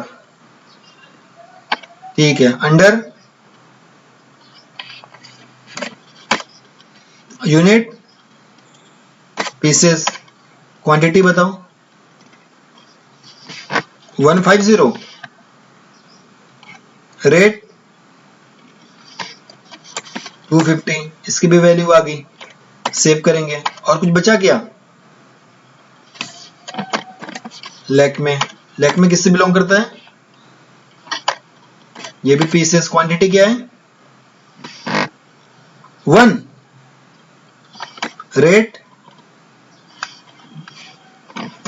305, ठीक है, तो इसको मैंने सिलेक्ट किया, सॉरी एंटर किया और इसको मैंने, ये हो गया हमारा। तो how to create stock item में आपने 3 स्टेप लिख लिए। द फर्स्ट आपने क्या नोट डाउन किया, create unit, second create stock group, third create stock item. और आप नीचे नोट में लिख लेना, आप चाहे तो लिख लेना, वो आपके ऊपर है कि जो भी ऑल्टरेशन वगैरह करना हो तो आप ऑल्टर में जाकर सेम ऑप्शन को चूज करके आप पार्टिकुलर ग्रुप या पार्टिकुलर यूनिट या पार्टिकुलर स्टॉक आइटम को आप वहां पे चेंज कर सकते हैं या डिलीट कर सकते हैं। ओके, ओके बेटा, तो अभी एक स्टेप करा के मैं खत्म करता हूं, ये स्टेप कुछ करना नहीं है, सिर्फ देखना है आपको। अभी आपने टोटल कितने स्टेप लिख लिए जरा बताओ मुझे,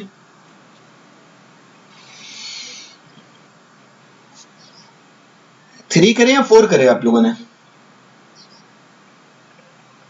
टोटल मैंने, number 1 step was create company, number 2 step was create ledger, number 3 step was alter ledger, जिसमें मैंने दो सब स्टेप लिखवाए थे मैंने, या 2 सब पॉइंट मैंने लिखवाए थे। नंबर 4 क्या था, create, number 4 is create inventory, फिर उसके बाद मैंने एक हेडिंग लिखवाया था हाउ टू क्रिएट इन्वेंट्री, फिर मैंने वहां पे ये सारी चीजें लिखवाई थी। मैं मेन स्टेप की बात कर रहा हूं बेटा आप लोगों से, नहीं समझ में आ रहा है आप लोगों को। तो अभी 4th हमारा स्टेप हमारा हो गया क्रिएट स्टॉक आइटम। इसके बाद स्टेप नंबर 5 लिखो सभी, अब लिख लिया सभी स्टेप नंबर 5 आप लोगों ने, क्या लिखा आपने,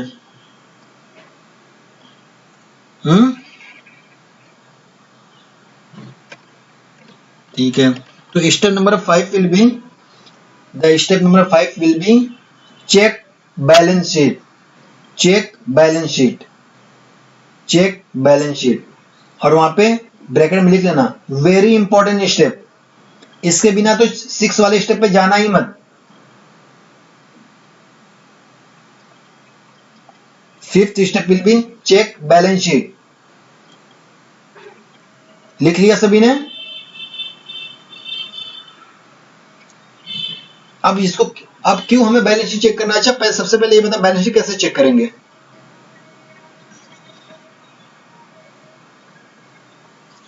गेटवे ऑफ टैली पे आना पड़ेगा, तो हम स्केप से गेटवे ऑफ टैली तक आ गए, जहां पे भी हम थे स्टॉक आइटम क्रिएट कर रहे थे वहां पे कंप्लीट हो गया। इसके बटन प्रेस करते करते हम गेटवे ऑफ टैली तक आ गए। फिर यहाँ पे रिपोर्ट्स के अंडर में आपको बैलेंस शीट का ऑप्शन दिख रहा है, दिख रहा है बेटा सभी को। फिर यहाँ पे एंटर करेंगे, ये रही आपके सामने बैलेंस शीट। क्या आपको यहाँ पे कहीं भी डिफरेंस इन ओपनिंग बैलेंस दिख रहा है? अब ये मत बोलना कि सर यहाँ पे ओपनिंग बैलेंस आ रहा है, ये वर्ड, ये ओपनिंग बैलेंस तो पीपीएल अकाउंट का है। मैं बोल रहा हूँ डिफरेंस इन ओपनिंग बैलेंसेस कहीं वर्ड दिख रहा है आपको? इसका मतलब आपने सब कुछ सही बनाया हुआ है। समझ में आया बेटा इतनी बात सभी को? अगर डिफरेंस इन ओपनिंग बैलेंस होगा आप एंट्री पास नहीं करोगे, आप फिर से वापस से जाओगे स्टेप नंबर 2 पे, सॉरी स्टेप नंबर 3 पे, क्योंकि 2 वाला तो हो ही गया है कि आपने लेजर क्रिएट कर ही लिया है। तो आप स्टेप नंबर 3 पे आगे चेक करोगे कि आपने कौन कौन सा लेजर क्रिएट किया हुआ है। जो जो गिवन है सारे लेजर क्रिएट कर लिए, या फिर कोई लेजर हमारा बच गया है तो फिर आप उसको फिर से नया क्रिएट करोगे। अगर ऑलरेडी आपने सारा क्रिएट कर लिया है, सबका बैलेंस चेक करोगे, सबका वहां पे ग्रुप चेक करोगे, एवरीथिंग यू हैव टू, मतलब आपका पूरा स्टेप बेटा रिपीट करना पड़ेगा। और ये बहुत हेक्टिक स्टेप होने वाला है, बहुत हेक्टिक टास्क होने वाला है आप लोगों के लिए। अगर एक बार गलती करते हो तो बेटा गलतियों को ढूंढने में बहुत ज्यादा टाइम लगने वाला है। तो प्लीज मेक श्योर पहले इसको जितनी अच्छी प्रैक्टिस हो सके उतनी अच्छे से प्रैक्टिस करो, सारे स्टेप को बहुत अच्छे से फॉलो करो और गलतियां ना हो इस चीज का हमेशा इंश्योर करना। अगर कहीं गलती होती है, एक छोटी सी मिस्टेक होती है, तो आपको पूरा का पूरा स्टेप बेटा फिर से रिपीट करना पड़ेगा वो गलती को ढूंढने के लिए। और मैं ये भी बताता हूँ, गलतियों को ढूंढना सबसे बड़ा टास्क होता है। बात समझ में आई सभी को? इसीलिए मैंने स्टेप नंबर 5 लिखा हुआ है कि चेक बैलेंस शीट, क्योंकि एक बार आपने step number 6, generally teacher step number 5 में वही लिखवाते हैं जर्नल एंट्रीज, तो वहां पे अगर आपने जर्नल एंट्री पास कर ली तो जो आपने स्टार्टिंग में गड़बड़ की होगी वो कभी आप ढूंढ भी नहीं पाओगे, इसकी मैं गारंटी देता हूं, कभी नहीं ढूंढ पाओगे आप। क्योंकि जब आप ऑल्टर पे जाओगे ना अपने लेजर को चेक करने के लिए, क्योंकि जब आप जैसे जैसे एंट्री पास करोगे वैसे वैसे आपका लेजर का बैलेंस चेक चेंज होता रहेगा। तो अभी तो आपके पास ये है कि भाई जो आपने वहां पे आपके क्वेश्चन पेपर में दिया हुआ है बैलेंस, वही अभी बैलेंस आपके टैली में भी है, क्योंकि अभी तक आपने कोई एंट्री पास नहीं की है। As soon as you pass as you start passing journal entries, then the balance will keep on changing. जब बैलेंस चेंज होने लगेगा तो फिर आप किससे कंपेयर करोगे? कोई बेसिस नहीं होगा बेटा आपको कंपैरिजन करने का। बात समझ में आ रही है आप लोगों को? इसीलिए बेटा जर्नल एंट्री पास करने से पहले जरूर जाना, बैलेंस शीट चेक करना, और बैलेंस शीट अगर यहाँ पे इक्वल आ रही है तो बहुत अच्छी बात है। वैसे इक्वल तो हमेशा ही आएगी, नीचे वाला कभी मत देखना आप लोग। ये जो टोटल है, ये टोटल आपके क्वेश्चन से वेरी कर सकता है। समझ में आ रहा है? ये क्वेश्चन आपके सॉरी ये टोटल आपके क्वेश्चन से वेरी कर सकता है। आपको बस देखना है यहाँ पे डिफरेंस इन ओपनिंग बैलेंसेस तो नहीं आ रहे हैं। अगर आ रहे हैं तो बिल्कुल भी अच्छी बात नहीं है आपके लिए। तो अभी बेटा समझ में आया सभी को?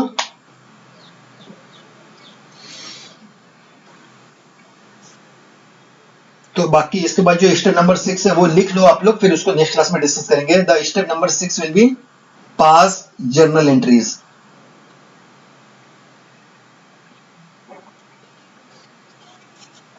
क्या लिखा आप लोगों ने स्टेप नंबर 6 में? तो जर्नल एंट्री को कैसे पास करना है उसके भी मैं प्रॉपर स्टेप लिखवाऊंगा। तो ये आपको ऑर्डर में चलना ही होगा बेटा, जितने भी मैंने स्टेप लिखवाए हुए हैं उसी ऑर्डर में चलोगे तो ज्यादा फायदे में रहोगे। ऊपर नीचे करोगे तो फिर आप खुद के लिए ही प्रॉब्लम खड़ी करोगे। अच्छा अभी जरा देखो, ये बैलेंस शीट जो हमारी है ये कंडेंस इसको बोलते हैं, कंडेंस फॉर्म में। मतलब ये हमारे लेजर के बेसिस पे में नहीं दिखा रहा है, ये हमें ग्रुप के बेसिस पे दिखा रहा है। जरा देखो, कैपिटल अकाउंट नाम से हमारा ग्रुप था, उसका यहाँ पे टोटल दिख रहा है। एक लोन एंड लायबिलिटी के नाम का ग्रुप था। कई बच्चे पूछ रहे थे ना मुझसे कि सर लोन एंड लायबिलिटी हम क्यों नहीं सेलेक्ट कर सकते, हम सिक्योर्ड और अनसिक्योर्ड क्यों करते हैं? सिक्योर्ड और अनसिक्योर्ड दीज टू आर सब ग्रुप ऑफ लोन लायबिलिटी। तो जो मैंने क्या बताया था, टैली में बोलता है कि भाई अगर सब ग्रुप अवेलेबल है तो आप सब ग्रुप को वहां पे चूज करो। If sub group is not available then go for the primary group. तो प्राइमरी ग्रुप तो लोन लायबिलिटी ही है, लेकिन उसमें हमने सब ग्रुप हमने चूज किया हुआ था। वो क्या था सब ग्रुप? वो था हमारा सिक्योर्ड और अनसिक्योर्ड। तो ये वहां पे उसका प्राइमरी ग्रुप आ रहा है। अच्छा करंट लायबिलिटीज भी यहाँ पे आ रहा है। तो करंट लायबिलिटीज का भी यहाँ पे बैलेंस आ रहा है। अब बोलोगे सर हम लोगों ने सन्ड्री क्रेडिटर भी तो बनाया था, वो क्यों नहीं आ रहा है? Because sundry creditor was the sub group. तो सब ग्रुप मतलब उसका प्राइमरी ग्रुप क्या था? करंट लायबिलिटीज था, तो इसीलिए उसका जो बैलेंस है वो करंट लायबिलिटीज में कंसोलिडेट हो गया है। बात बेटा समझ में आई सभी को? और ये हमारा पीएल अकाउंट का जो बैलेंस है, ये ओपनिंग बैलेंस दिया हुआ है। ओपनिंग बैलेंस का मतलब जो प्रीवियस ईयर से हम कैरी कर लाए हैं, जो था हमारा 45,000। अच्छा, यहाँ पे पीएल अकाउंट का करंट पीरियड भी दिया हुआ है। करंट पीरियड का पीएल का क्या बैलेंस है? अभी हमने पीएल बनाया ही नहीं है करंट ईयर का, तो करंट ईयर का प्रॉफिट एंड लॉस कहां से आएगा? तो अभी वो ब्लैंक है। जब जैसे हम एंट्री पास करोगे, यहाँ पे बैलेंस आना स्टार्ट हो जाएगा। समझ में आया बेटा ये सभी को? अब इसी तरीके से फिक्स एसेट में हमने जितने भी आइटम क्रिएट किए थे सबका कंसोलिडेटेड अमाउंट आ रहा है। इन्वेस्टमेंट हमारा जो था, इन्वेस्टमेंट के अंदर सारा कंसोलिडेटेड अमाउंट आ रहा है। करंट एसेट पूरा कंसोलिडेटेड अमाउंट आ रहा है, इसमें कैश भी इंक्लूड है, हमारा सन्ड्री डेटर भी इंक्लूड है, हमारी इन्वेंट्री भी इंक्लूड है इसमें, बिकॉज वो सारे के सारे इसके सब ग्रुप थे। हालांकि इन्वेंट्री तो चलो हमने अलग से बनाया हुआ है, लेकिन इन्वेंट्री का भी हमारा करंट एसेट के अंडर में ही काउंट होगा। तो इसको बोलते हैं कंडेंस बैलेंस शीट। कंडेंस का मतलब कि वहां पे एक बहुत ही कंसोलिडेटेड फॉर्म में हमें वो बैलेंस शीट को शो कर रहा है इन फॉर्म ऑफ ग्रुप। जो भी टैली में ग्रुप है उसके बेसिस पे। अगर मैं यहीं पे ऑल्ट प्लस F1 मैं यहाँ पे प्रेस करता हूँ। ऑल्ट प्लस F1 किसके लिए होता है? हमारी कंपनी को क्लोज करने के लिए होता है, शट करने के लिए होता है, जब हम गेटवे और टैली पे होते हैं। लेकिन सेम बटन को जब आप बैलेंस शीट वाले पेज पे यूज करोगे तो वो क्या करेगा? आपकी कंडेंस बैलेंस शीट को डिटेल्ड बैलेंस शीट में कन्वर्ट कर लेगा। बात समझ में आ रही है बेटा मेरी? तो अब जरा देखो, कैपिटल अकाउंट के अंदर हमारा रिजर्व एंड सरप्लस। अब बोलोगे सर अगेन फिर वही बात, हमने तो कैपिटल रिजर्व के नाम से और क्या था, जनरल रिजर्व था। दो तरीके के रिजर्व बनाए थे ना हम लोगों ने। तो बोलेगे सर हमने तो दो अलग अलग नाम से हमने रिजर्व बनाए थे, लेकिन यहाँ पे तो रिजर्व एंड सरप्लस नाम से आ रहा है। तो देखो यहाँ पे टैली बोल रहा है कि भाई हम सब ग्रुप के दिखाएंगे, सब ग्रुप के नेम से दिखाएंगे। तो इस रिजर्व एंड सरप्लस में दोनों चीजें इंक्लूड है, हमारा capital reserve as well as जो भी हमारा सेकंड रिजर्व था, general reserve whatever it was. In the same way capital account. अच्छा, यहाँ पे बोलोगे सर तब ये ड्राइंग और कैपिटल क्यों आ रहा है, हमारे लेजर के नेम क्यों आ रहे हैं? क्योंकि इन दोनों लेजर को क्रिएट करते टाइम हम लोगों ने डायरेक्टली प्राइमरी ग्रुप को सिलेक्ट किया हुआ था। जैसे मैं एक और एग्जांपल लेता हूं, अभी जरा यहाँ पे देखो, ये रहा हमारा आउटस्टैंडिंग सैलरी। बेटा आउटस्टैंडिंग सैलरी हमारा क्या था? लेजर का नाम था। तो आउटस्टैंडिंग सैलरी जब हम क्रिएट कर रहे थे इस नाम का लेजर, हमने ग्रुप में क्या सेलेक्ट किया था, जरा बताओ मुझे? Current liabilities. और करंट लायबिलिटीज क्या है? प्राइमरी ग्रुप है। तो इसीलिए जब भी हम किसी भी लेजर को क्रिएट कर देते हैं, whenever we choose any primary group, then उसके बाय नेम वो वहां पे अपीयर होगा हमारी बैलेंस शीट में। It will be appeared in the balance sheet by its ledger name. लेकिन अगर हम कोई लेजर को क्रिएट करते हैं and we choose any sub group instead of primary group, फिर वहां पे वो बाय नेम अपीयर नहीं होगा। फॉर एग्जांपल यहाँ पे हमारा हमने लोन फ्रॉम HDFC अकाउंट हमने, या फिर लोन फ्रॉम HDFC बैंक हमने वहां पे लेजर का नाम लिखा हुआ था, और उसको हमने सब ग्रुप में क्या सिलेक्ट किया हुआ था? Secured loan. तो यहाँ पे देखो सिक्योर्ड लोन मतलब सब ग्रुप का नेम यहाँ पे अपीयर हो रहा है, उस पार्टिकुलर लेजर का नेम अपीयर नहीं हो रहा है, क्योंकि ये एक सब ग्रुप है। इन द सेम वे यहाँ पे हमारा सन्ड्री क्रेडिटर के अंदर में हमने कितने सारे हमने वहां पे बनाए थे अलग अलग नाम के हमने लेजर बनाए थे ना क्रेडिटर्स के।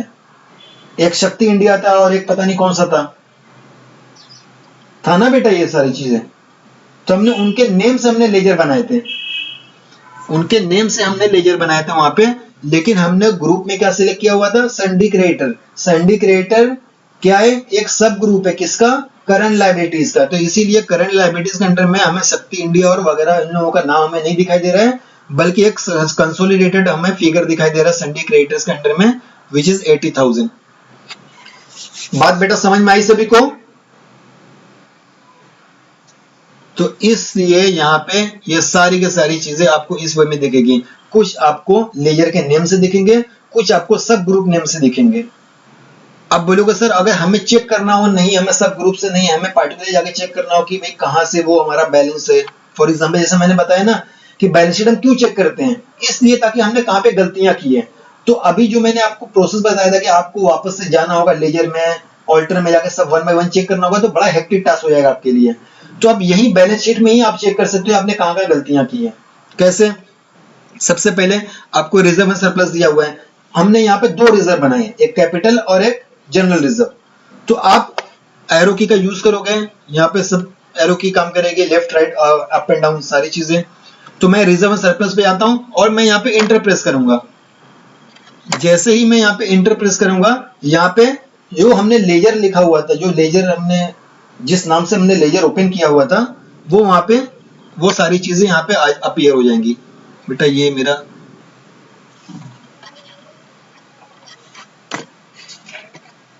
ये रहा। तो अभी देखो जरा यहाँ पे मैं रिजर्व एंड सरप्लस पे गया और मैंने यहाँ पे इंटर प्रेस किया, तो मेरा कैपिटल रिजर्व के नाम से भी आ गया और जनरल रिजर्व के नाम से भी आ गया। तो यहाँ से अपने बैलेंस मैच कर सकते हो अपनी बैलेंस शीट से।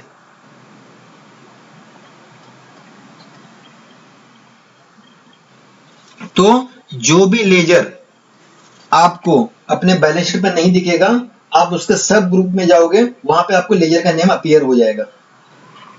जैसे मैं अपने संडे क्रिएटर में जाता हूँ, यहाँ पे इंटर करूंगा तो मेरा लेजर का नेम यहाँ पे अपीयर हो जाएगा। अच्छा ठीक है, अब मैं बाहर निकलता हूँ। What about this outstanding salary, ये तो ऑलरेडी हमारे लेजर का नेम है, तो हमें इसमें इंटर करने की जरूरत ही नहीं है। जहां जहां हमारे लेजर का नाम अपीयर नहीं हो रहा है, वहां वहां हम ये ट्रिक यूज करेंगे। बस समझ में आ रही है बेटा ये सभी को?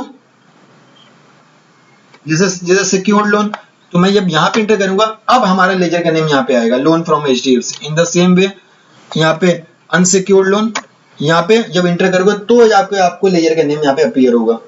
तो in this manner you can check all the balances from your question paper if you make any error, okay, while creating the ledger on every either ledger or inventory item।